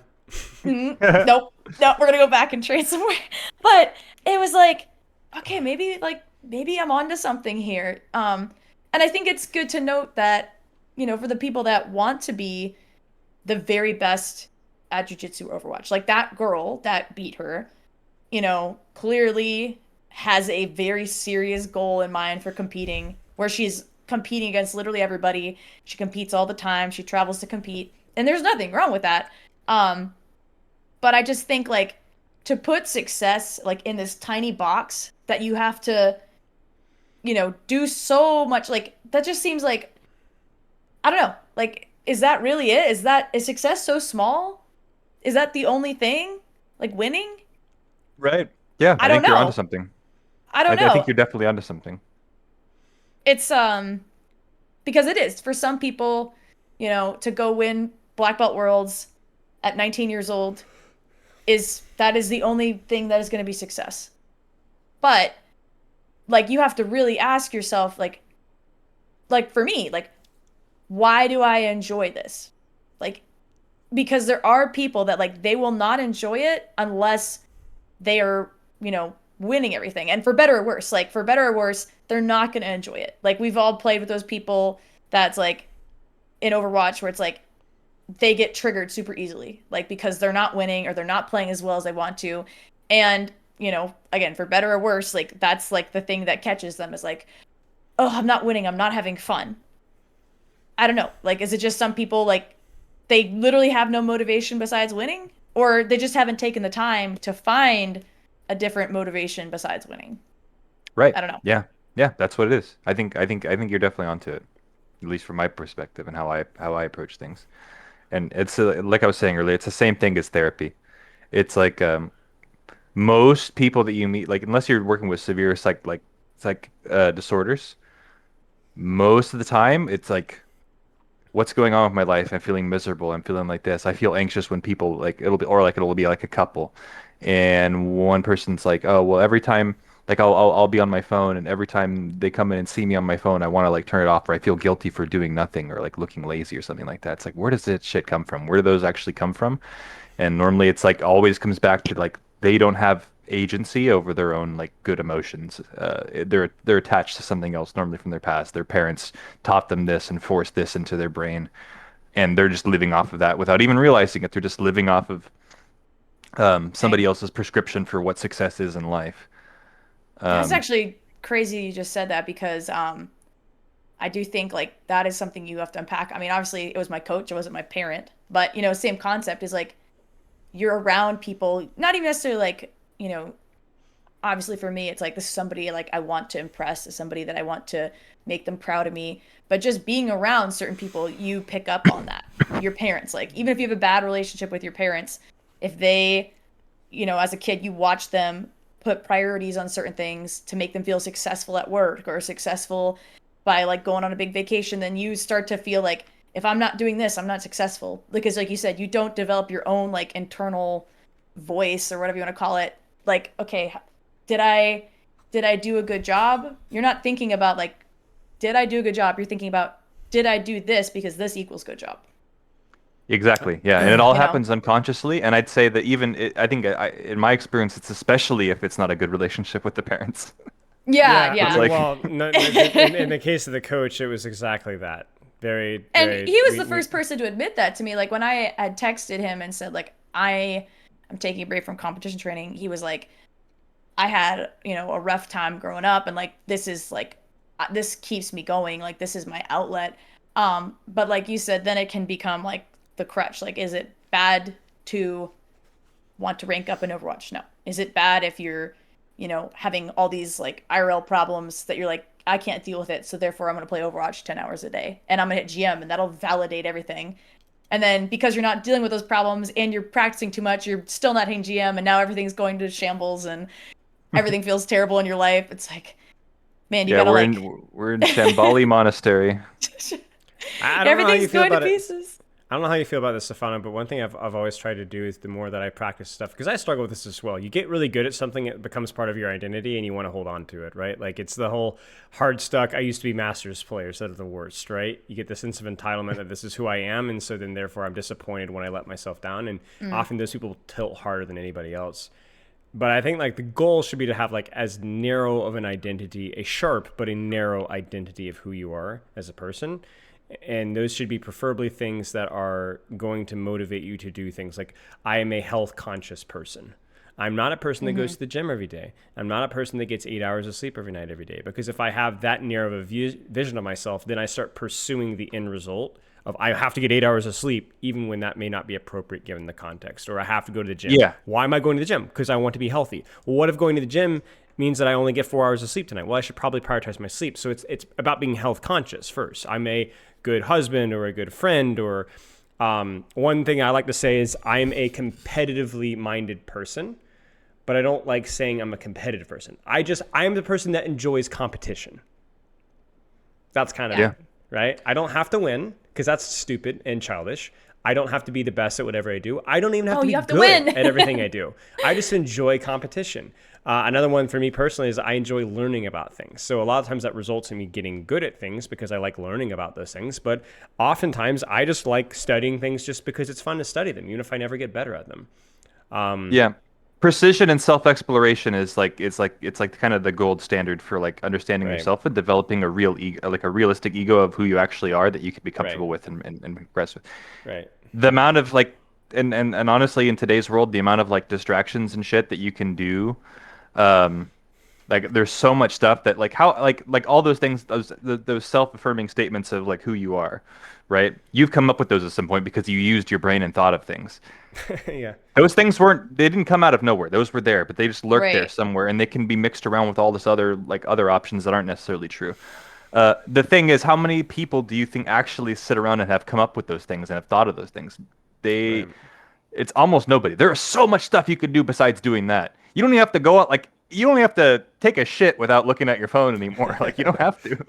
like you can have 90% of your life be constantly being distracted, and those things just bounce around in there and they just try to force themselves out somewhere. But I can't remember where I was going with this, but it's I think the point you're is, saying that yeah, I need to learn who I am by being undistracted while taking a crap. That's kind of basically what you're saying. yes. That was it. Next time next time chat, if you guys take a crap, next time, don't use your phone. Just think about who the hell am I? What do I value? Who am I? It's like smurfing. It's smurfing in therapy, right? Because people think by talking. One thing that you can get people reliably to do is if you can make them talk, you can make them think. Because if you just let them on their own, they're gonna do some other stuff. They're gonna be on their. I love talking. Oh yeah. If they talk, they think through things. We have walks, and so I do definitely talk my way through things as well. But I'm definitely more of a quiet thinker. So we'll have like two types of walks. It's we're gonna walk the neighborhood. Pepper's going to literally talk for I'm not joking 99% of the time. I'm gonna make some. Yep. And then they're gonna be talks where I'm gonna be like, all right, I gotta think. And there's zero talking the entire walk, and I'm just. You'll be like, okay, you need to be quiet now. I gotta think through my because I gotta process stuff. I gotta plan the next day. So it's really funny. I definitely do the same, but basically, like you said, the reflection, the mindfulness, whatever. I guess mindfulness would be more of like what you said is more of being aware of how I'm feeling in the moment. But either way, thinking, reflection, whatever. And that leads to another thing. And that's why I was saying like smurfing in therapy. It's like. Because people get so much what my point is that people get so much value out of just being able to do something like that, and because people think by talking, just that's like the fundamental idea of what most therapy is like for interpersonal problems is like or like some sort of like you just get them to talk, you get them to you help them along. Some therapists ask questions, I don't ask questions, but it's the same thing. You just kind of go through, and you just have them talk, and then they say things that they've never said before, and they come up with they hear things, they hear them say things that they've never said before, and they're like, oh shit, am I really like that? Is that what I believe? And then they put that stuff together, and that's just the thing that nobody does, and so like most people just benefit a ton from that, and it's all connected. It's connected back to like that. That's the same reason it pops up in Overwatch, the same reason it pops up in like competitive martial arts or anything else. It's all connected. It's all basically what it is to be a human. Those things are just connected. And So here's yeah. Hmm. oh no, go ahead. No, it's deleted from my brain forever. Well, so here's a question. Okay, so um, this is actually like for me something that is happening that I would love your advice on. Um, I have kids that want to get into competing. I have adults that want to get into competing, and particularly I have one kid that is so emotionally high strung about competing. He competed twice, and the first time it's like I think he like got super overwhelmed by like it's really loud and there's all these people. And he did great. He was crying the whole time. He cried the whole He's time like crying, but he did well. But he was like boogers, a yeah. nervous His wreck. his hand was getting raised like he won. He's like, "Oh." And he's like knots coming out of everywhere and his parents are like, what is going on? Like what do we do? Like and you know, so they just were like we're not going to make him compete or whatever. But like all the other kids in the gym, not all the kids, but like we're having these competitions and the kids are going. And so, you know, every time we have a competition, you know, his mom's like, "Oh, do you want to do it?" And he's like, "Well, I don't know." And you know, this last one, he was like, "No, I'm gonna do it." Even though he was like telling the mom like I'm nervous or whatever, I just don't think I'm good enough. But the mom's like, "You're gonna do great. Like, you should go do it. If you want to try it, you should go do it." And I'm not kidding. He walked into the building. We're walking into the building. He walks in and he started crying. And I was like, he was like he was gonna have a panic attack. Like he was so worked up Right. about it. And I was like, you know, my thought was, okay, you know what we should do is have him just go against one of his teammates. Like, let's just break it into pieces. Like, hey, you're competing at a tournament against your own teammate. Like, just get used to rolling in this environment. It's a lot, okay? It's gonna be somebody you know, and it's not a real match, but like whatever. Spilo's opinion was like, you know what? He just needs to go in there and just tell him, hey, we love you. You're gonna lose. Just lose well.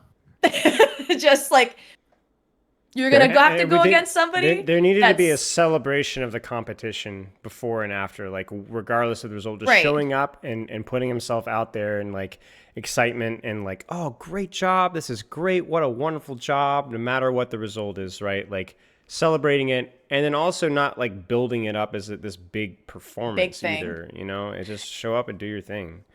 And I've tried to like with the kids, like we have a big deal about like, hey, like the fact that you're doing this, there's adults that will never compete because it's scary.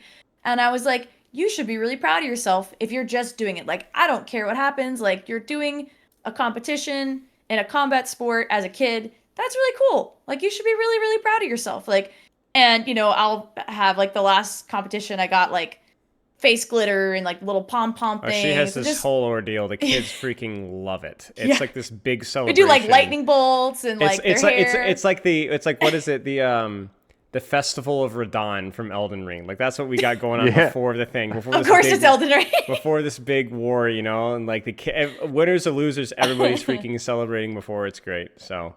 Well, and you know, for most of the kids, like it is. I don't say, oh, it's working, but like, you know, like yeah, it's working. It's working. I'll say it for you. The 13-year-old, you know, she had a good time. She was nervous. She went. She accomplished something. But like, there's a couple people that like are really struggling just doing it at all. Like they want to do it. Clearly, they want to do it, but they're like, oh, I'm so nervous. Or you know, in this one student's case, like not really verbally saying I'm nervous, but just the emotions are there clearly. And so I guess what would be your advice? Like, you know, I know Spilo had a lot of like ranked anxiety playing. Sorry, I just outed you. I don't know if this is been common knowledge yet, but like, I remember him playing like ranked like early on when he was grinding for GM, and it was like a holy ritual, man. Like it was like, okay, we have to have quiet and snot coming out. Yeah, the snot. Yeah, the snot. Crying. Every crevice there's snot.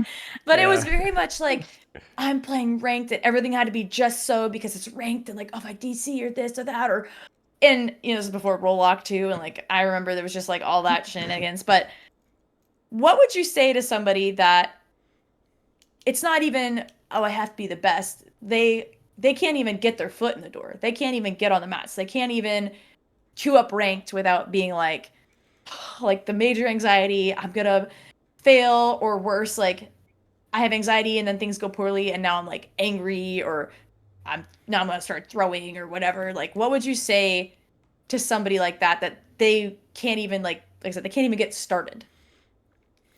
Um, my first instinct is like to be the corrupt detective that works in the LA underground. And what your job is to do is you gotta figure out the kid, yeah, like or the person or whatever it is. But normally it's like all about figuring out them and figuring out where those emotions come from. I take it very seriously with the people I interact with when it comes to coaching and ranked anxiety and stuff and where those things come from. In fact, I think I was just talking to Poke about this the other day, Yeah. perhaps. But it was the idea of what why like where is these emotions actually coming from? So you have the kid who's like for example this kid who's going in there snot everywhere and crying as soon as he came in the door. I'm a big proponent of respecting agency and developing agency and autonomy. That's like huge for me. So it's very non-directive. I'm not going to try to calm him down. I'm not going to try to fix his emotions. Um, I'm not going to try to tell him what he should feel like necessarily. Um, but like, so for example, you talk about proud, and I think you said something like, you should feel proud or something like that. What, why would a kid feel proud for winning? What makes a kid feel proud of themselves? Feel like for me, like if I was a kid or when I was a kid, Yeah. it You were one. was yeah, I said today, I actually said today, I was like, I graduated childhood university. I'm Mm. a longtime member. Um, Yeah. I feel like for me, it was knowing that you had done something that your parents or friends were going to look favorably upon.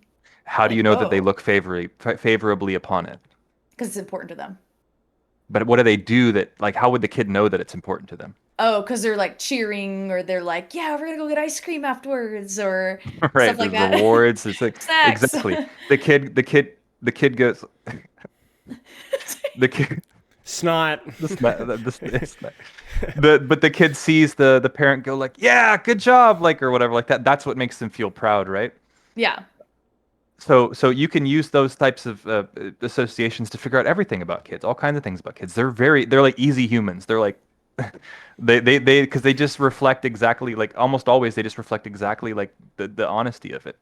So right. like when the kid's crying and snotting everywhere, it's like you could find a direct, you could figure out what that is. What is he afraid of? What is the thing that's scaring him? Maybe he's afraid that his parent won't be like, yeah. Maybe he's afraid that if he loses, his parent's going to be upset with him, or like there's going to be some sort of negative emotion behind there. And so all those things are kind of figuring out, and then where it comes in as a coach or somebody who looks over that kid, or and or like as a therapist, how I like work with a kid in a playroom, right? Like without their parent, let's say, would be just Right. constantly reinforcing and creating a very controlled version of that response for the kid. So I'm not telling the kid how to feel anything in our sessions or whatever. He's playing with something, and I'm like, now you're playing with that toy. It's like, and he's having fun with it. I'm like, oh, and now you're putting him here. He's doing something. He must feel a certain way or something. But I'm not going to put anything onto him.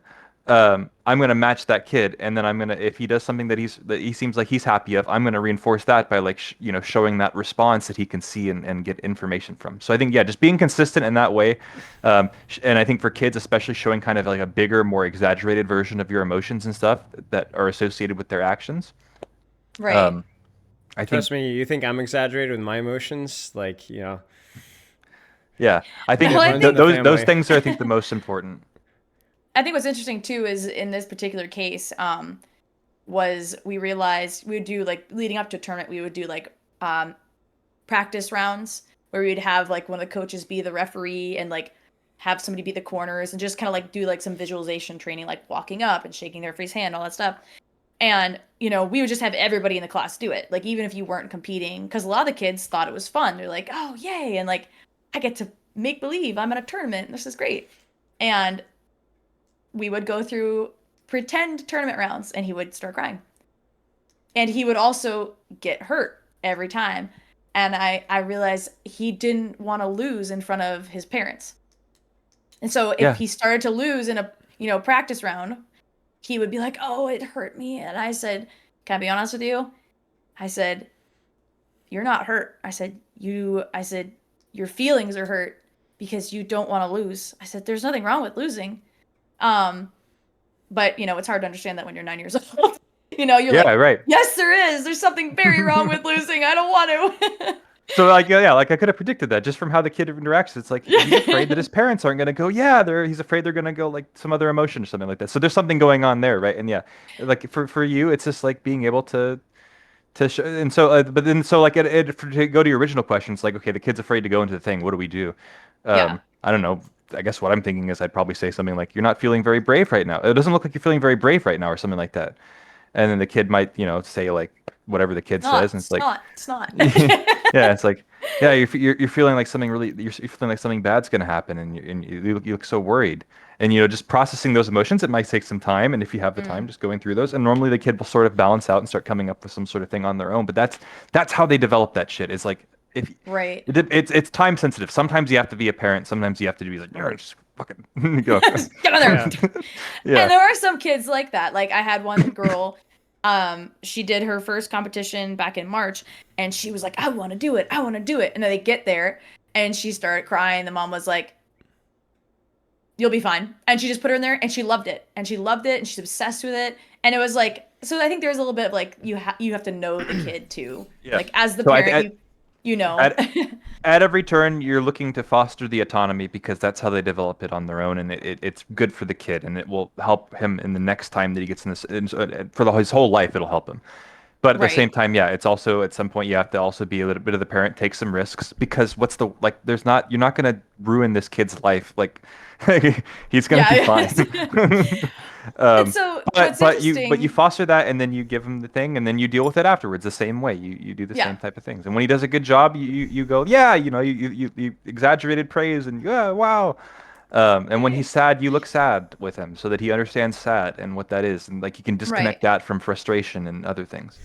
And whether it's this particular student or whatever, like I know the frustration as an adult of not getting thorough feedback from your coach about certain things, where it's like I'm trying and I'm doing it wrong. I don't feel successful, not just because I was winning and didn't feel successful. So there you go. It's like I was doing everything right and I wasn't feeling successful because I did everything right and they I did indicted everything right. me. Yes.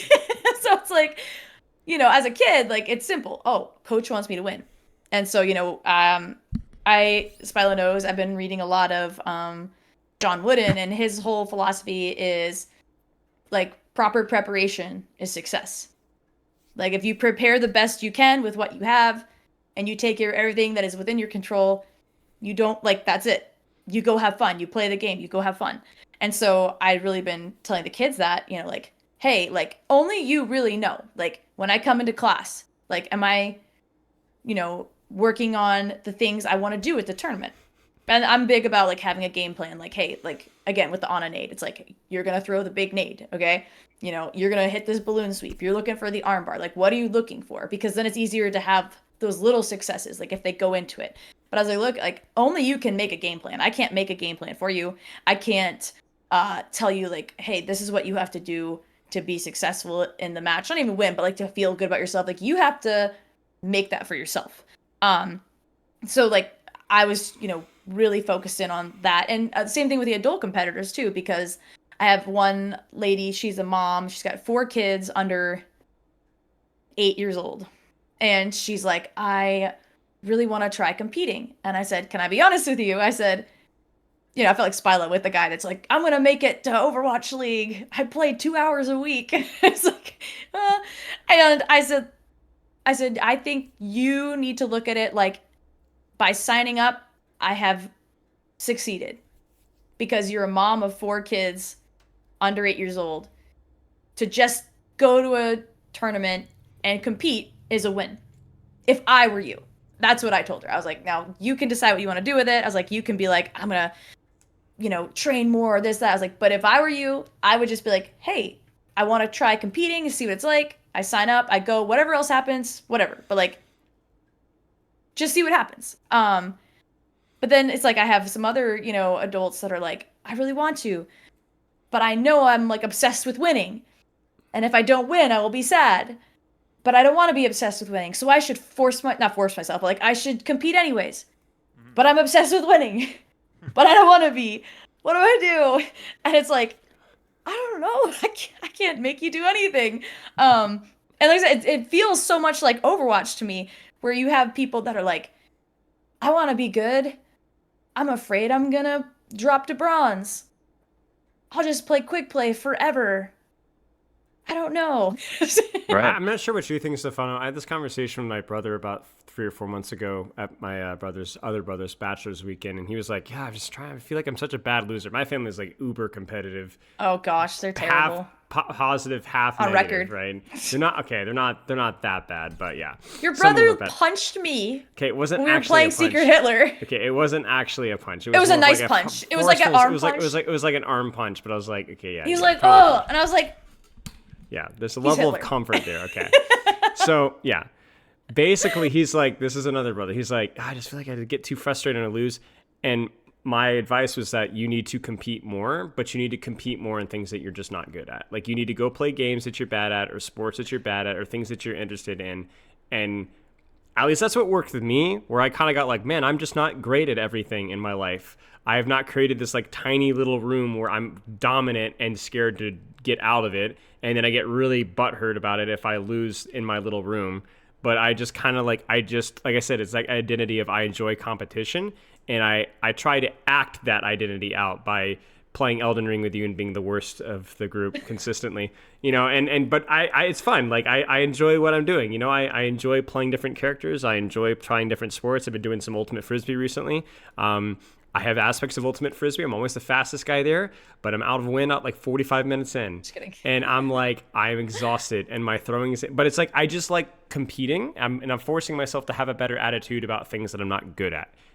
What are your thoughts? You found it. That's the main thing I would think of is like the cure. You're talking basically the cure for the gifted kid paradox that we were talking about earlier. It's like True. the cure for that is well, what's the problem? The problem is that you are the gifted kid. That's your identity. So you have to excel at things. And if you won't excel at them, then you don't like trying them and you get frustrated at them and you get mad or you get depressed about different things. And so you avoid them and stuff. And the way to redefine that is then you have to look further in. You have to separate yourself from these unhealthy core beliefs that you sort of have ascribed to yourself and that other people have ascribed to you, things that you've learned throughout your whole life. It's why it runs in families. Right? And redefine them in ways like you have. So you're talking about the way that you've kind of redefined it is like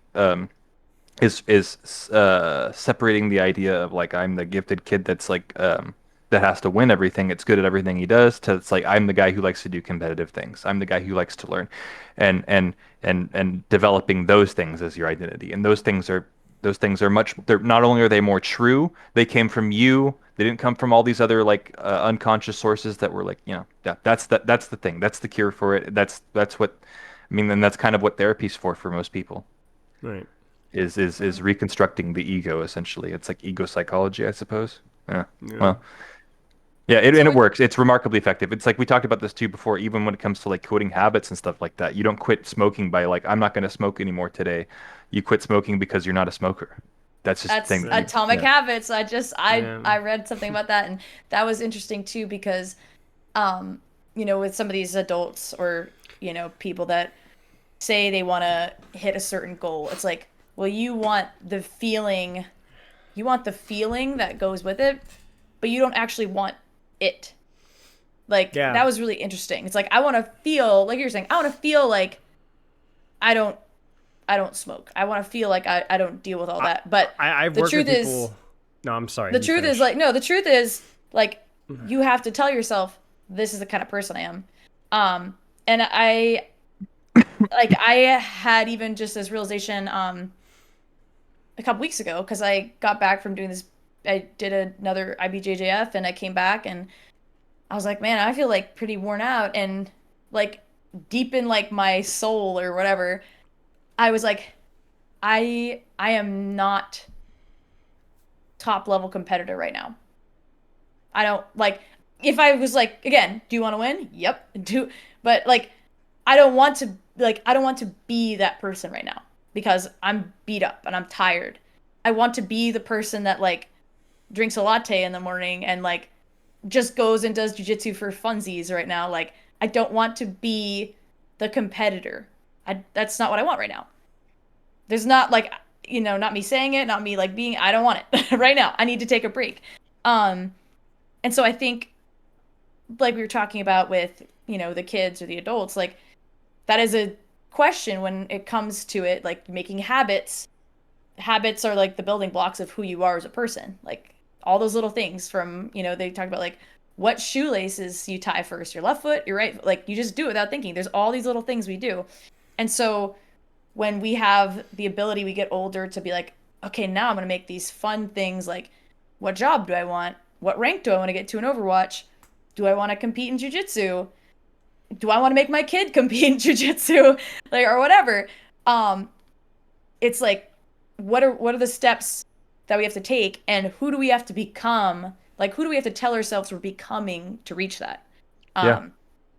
Which, like I said, for me, I went through that whole like some, I don't know, some new neural pathways were made, I guess, where I had to tell myself like, you're not competing like that. You're a competitor like this, and not just Yeah. because you're doing it, but because that's the way it's done. Like this is how we compete now.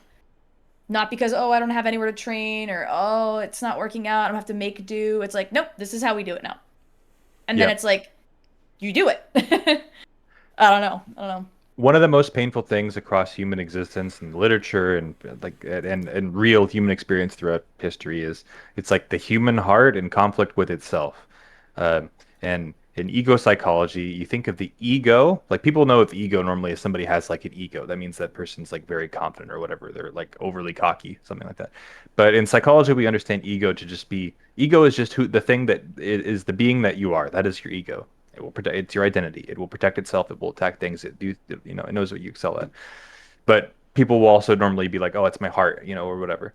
And yeah, so the human heart in conflict with itself. That's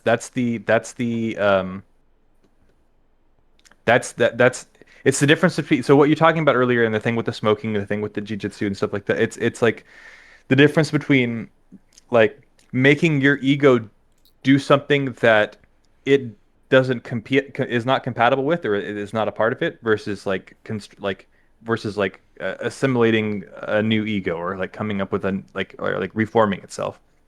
It will always opt for the first thing because it wants to defend itself. Your ego always is in defense mode. It always wants to protect who it is and stay how it is. That's just what it likes to do.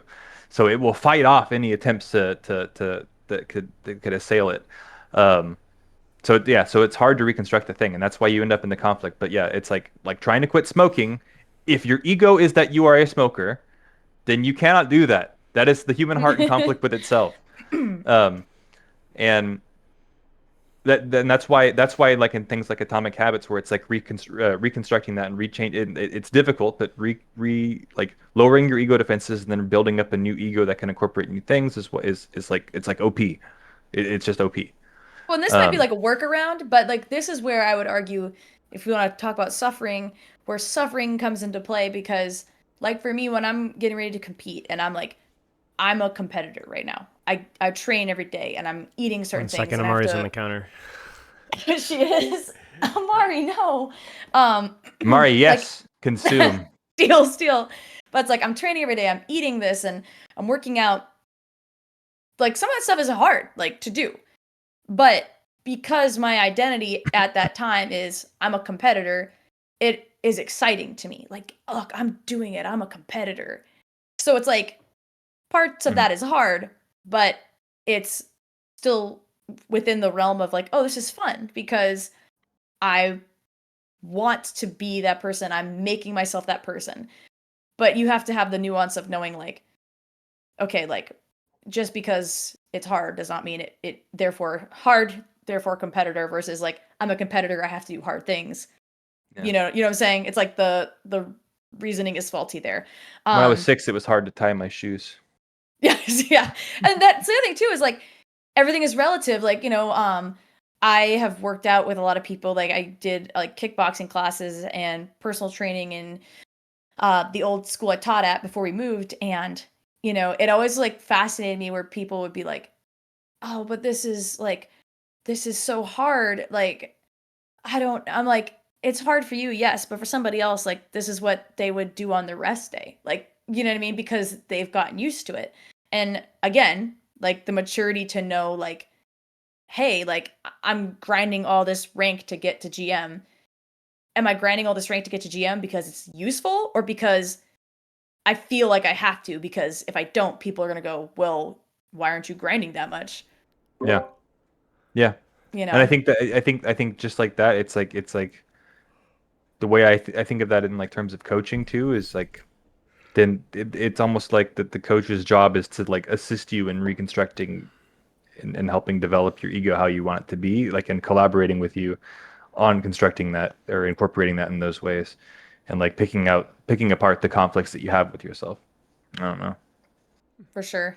I've never worked with a It's student successful that I've defined who they are. It's always more of I enable the process, and at some point I take the hands off the training wheels. You know what I'm saying? Yeah, they always want you to define who they are. That's like the first thing Yeah. Right, people will because ask. it's simple, right? It's easy. We were talking about this earlier when I was looking at the apply and awkward coaching thing, and I was like, whether it's like the fundamentals or whatever else, it's like you as a player, you will never be successful if you're asking somebody else to define what you are. We can teach you fundamentals or like break points, but ultimately it's like it's up to you to kind of decide how that's interpreted or how that's executed, especially in detail.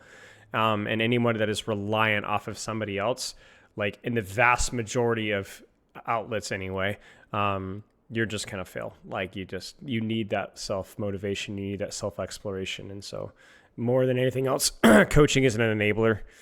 I've never met a coach otherwise. A good coach. I would argue after talking about this that if you want to be successful, you have to know who you are. And by knowing who you are right now, you can decide who you want to be. Like, do I want to stay this person? And what do I need to stay this person? Or this is who I am right now. I want to be this person. What do I need to do? It's like going back to think about diamond. I want to hit diamond. Well, why? What about being gold right now is not good? For better or worse, or it could be like totally superficial. Like, but what about this is not good? Why do you want to be this?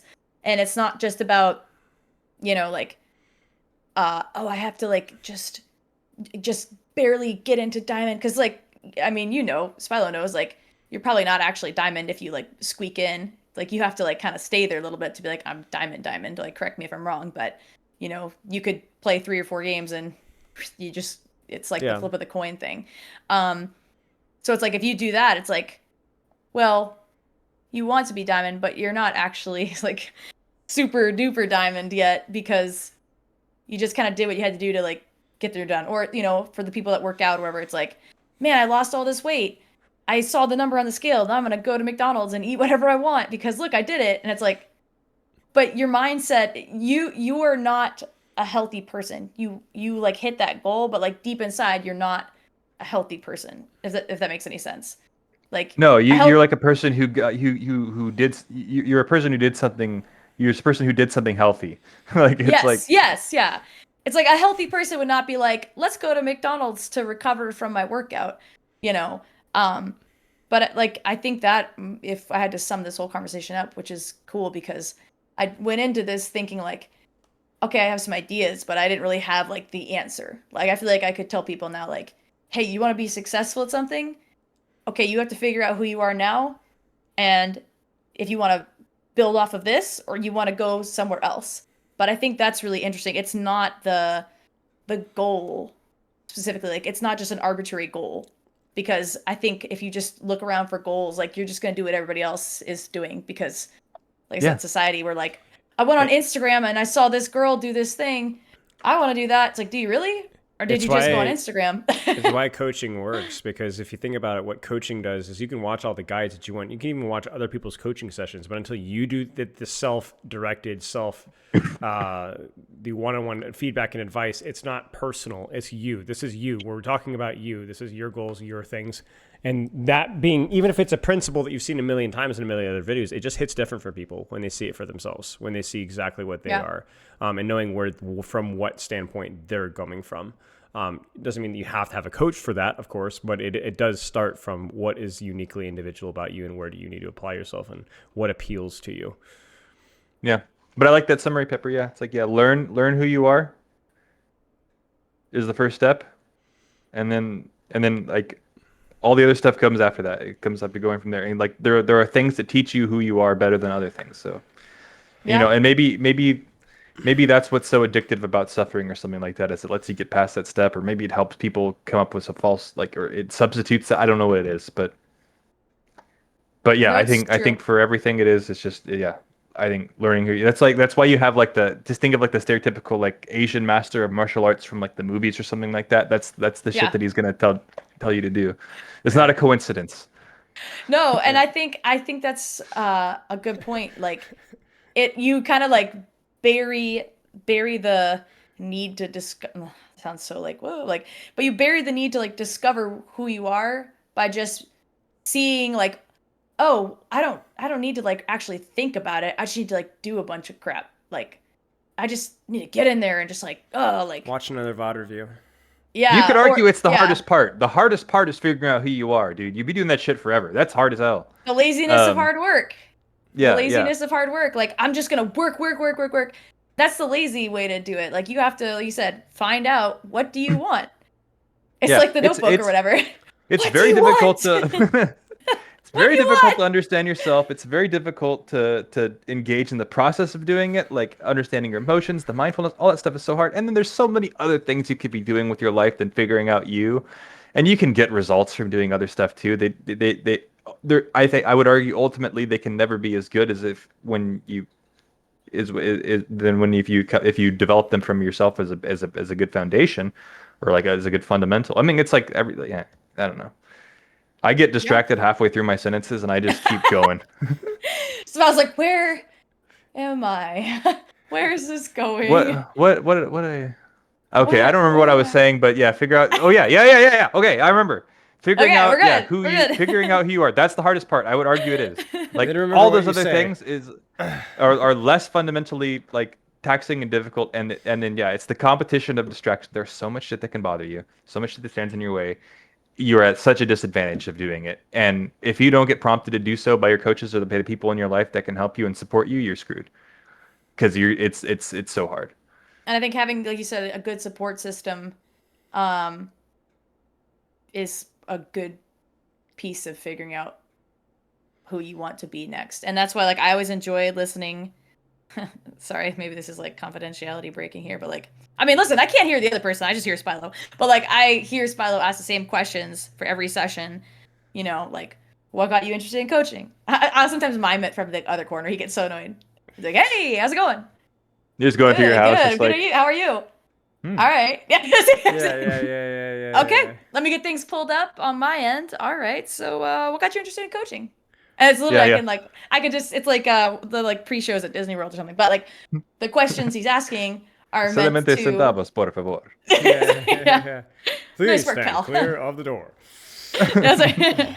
But it's like the questions he's asking are to get the student to think about like what I want. I mean, I think what he coached some guy out of playing Overwatch at one point because halfway through the session he realized like, do I really want to do this? I don't know if I do. I don't know if I really want to be that person, which I think is like so cool. Like, I got a really funny story. One of my good initial because I'm turning the what light on. It's getting dark in that's here. fine. One of my early students coming back from content, I was coaching this guy every week. I coached him right out of quitting Overwatch within like, so we did like 6 sessions back to back to back. And I was like, dude, you're not having fun playing anymore. You need to quit. And that was it. I haven't heard from him since. So I'll take I've that. gotten close there with one guy, man. I think I can guess who. The Or is it Yeah, somebody yeah. else? No, no, yeah, yeah, you got it. You got it. You knew. You knew. Yeah, for some people it just is. Yeah. Yeah. I don't know. Oh, that made me think of something. And it's not due to like a personality flaw. They just don't enjoy Overwatch that much. They tie their Oh, value towards being successful with it, and they force themselves. You know. Someone says I Spilo. remember. Spilo, you should hang that on your wall. I coached someone into quitting. I coached like 20 people into quitting. That was just the one that was just like multiple sessions. Yeah. So I remember I was thinking of couples therapy, and one thing that some people will find astonishing or ironic about couples therapy that happens is that sometimes couples therapy, a successful result, is that the couple breaks up. Yeah. But good. Like you don't want to be stuck doing like life or like going through certain things. Wait, is that where- what this is? Oh no. Continue, sorry. Philo, I have to tell you something. Stephano and I Jenny, have a man. surprise for you. Oh, no. We have a surprise. But, you know, like I tell people like, you know, they're like, "Oh, you know, they'll go watch me compete or whatever." And they're like, "Yeah, I want to do that." And I was like, "Do you want to compete or do you want to put a picture of you on Instagram holding a medal or, you know, whatever?" Yeah. Because they're two different things. One is Maybe like, and maybe that's true. And if they could admit that, wouldn't that be wonderful? And then you could train Yeah. that way, and then they would be happy. Exactly. It's like, you know, I mean, even I've asked myself, like, with Overwatch, you know, like, this is, like, the long-running joke is, like, someday I'm gonna hit Diamond on Widowmaker. And I was like, why Diamond? Why do I feel like I need to do that? Well, because my dad, Spilo, no, I'm just kidding. But, like, because I'm around all you guys, and it's like, well, I wanna be good at Overwatch like you guys are. Like, I don't wanna be in, like, pick up games like, oh, I had great, a session Pepper's here. today. Where like one of the reasons why they said they wanted to be diamond. So first off, they said they just really like playing the game, which is obviously the most important goal to get better at, because you want to play, you want to get better. But they said that like, oh, I can queue with my friends when I'm in higher rank, and I was like, yeah, that's actually a pretty Marvelous, good yeah. goal. Like, actually, I respect that, because it's like, oh, like I want to go have fun. Like, I want to go spend time with my friends. So I'm gonna get to a higher rank. And I was like that's gonna be a really good goal, because once you get there, you just played with your friends, and they're gonna win or lose with you. So you know, like you're gonna succeed whatever you want. But like, yeah, it's having the goals for the right reason. Yeah, it keeps them motivated because their friendship's on the line. Right, exactly. Like now that we If can you don't make it to quantify this your rank. friendship, you're only so good if you can do this. So it's performance-based SR, but for friendship. My gosh. But you know, it is like I said, like I've just had to have that conversation with myself too, where it's like, okay, like, do I wanna Oh my gosh. Look at Did you that model feller. it? Looks just like Jenny. It's crazy. The resemblance is uncanny. Yeah, I had to ask myself, like, you know, you're going through this process of putting your best preparation into competing jiu-jitsu right now.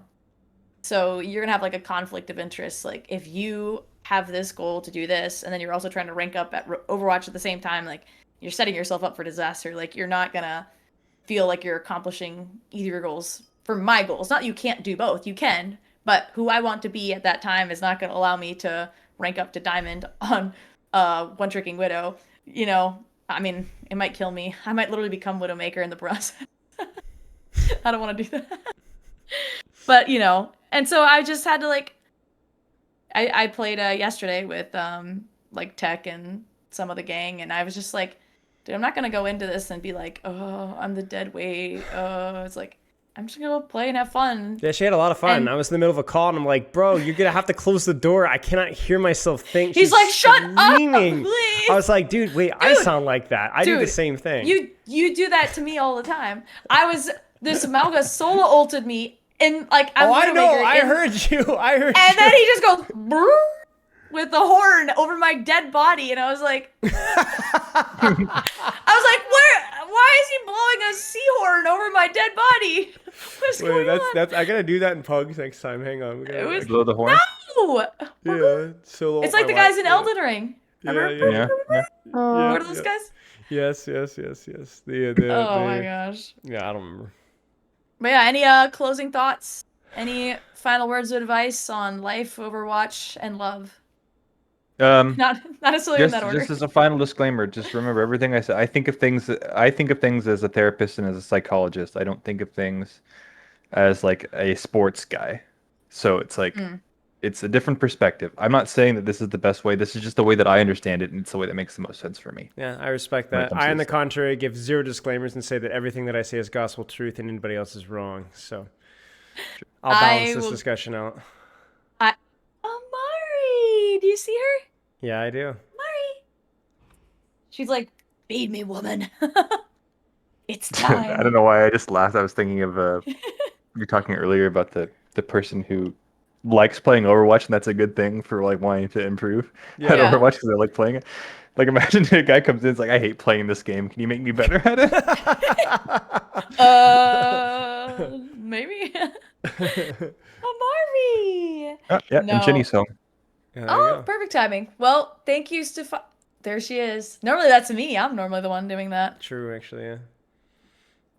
Oh, Amari may turn off my computer, so good thing we're wrapping this up. Amari, don't do Hi. it. Thank you, Stephano. Thank you, Yes. Spilo. Yes. Hopefully this helps somebody. Like I said, I wasn't really 100% sure if this was a total waste of time, but my main takeaway was if I feel like this about a competitive endeavor, surely there are other people out there that feel the same way, that maybe need some advice on how to enjoy their competitive endeavors without feeling like a Yeah. piece of crap. And keeping in line with other jiu-jitsu podcasts, next podcast we'll talk about cannabis and Jeffrey Epstein, just to kind of keep... And ice baths. Yes, ice Yeah. baths Ice as well, baths. just to make sure that we're hitting all the right topics. If you don't do an ice bath, then you don't... Who are you? You have to ask yourself, do I want to be an ice bath? Do Yeah. I want to be ice bath? Do I want to be Nordic? Nordic. Oh, no. Sarah Lee's in chat. I got Norwegian? Yeah, I got. Do I want to be Oh Norwegian? yeah. Wait, Sarah Lee said something. Shoot. He said, Wow. Sarah Lee Sarah says, says- "Thank you for having Stephano and Pepper." No, go ahead. become Say it. widow and kill your husband, please. Yes. Okay. Love that. Thank you for that. Sarah Lee. All right. GG's, y'all. Thank you guys. Yes, thank you Loves and guys. kisses. Thank you, Spilo. You're welcome. Bye bye.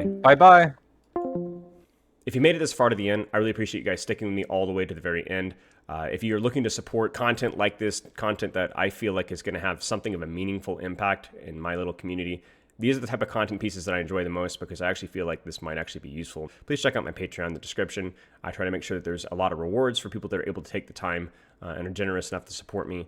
But you could check the link in the description and check out which tier makes the most sense for you. Make sure to be financially responsible, of course.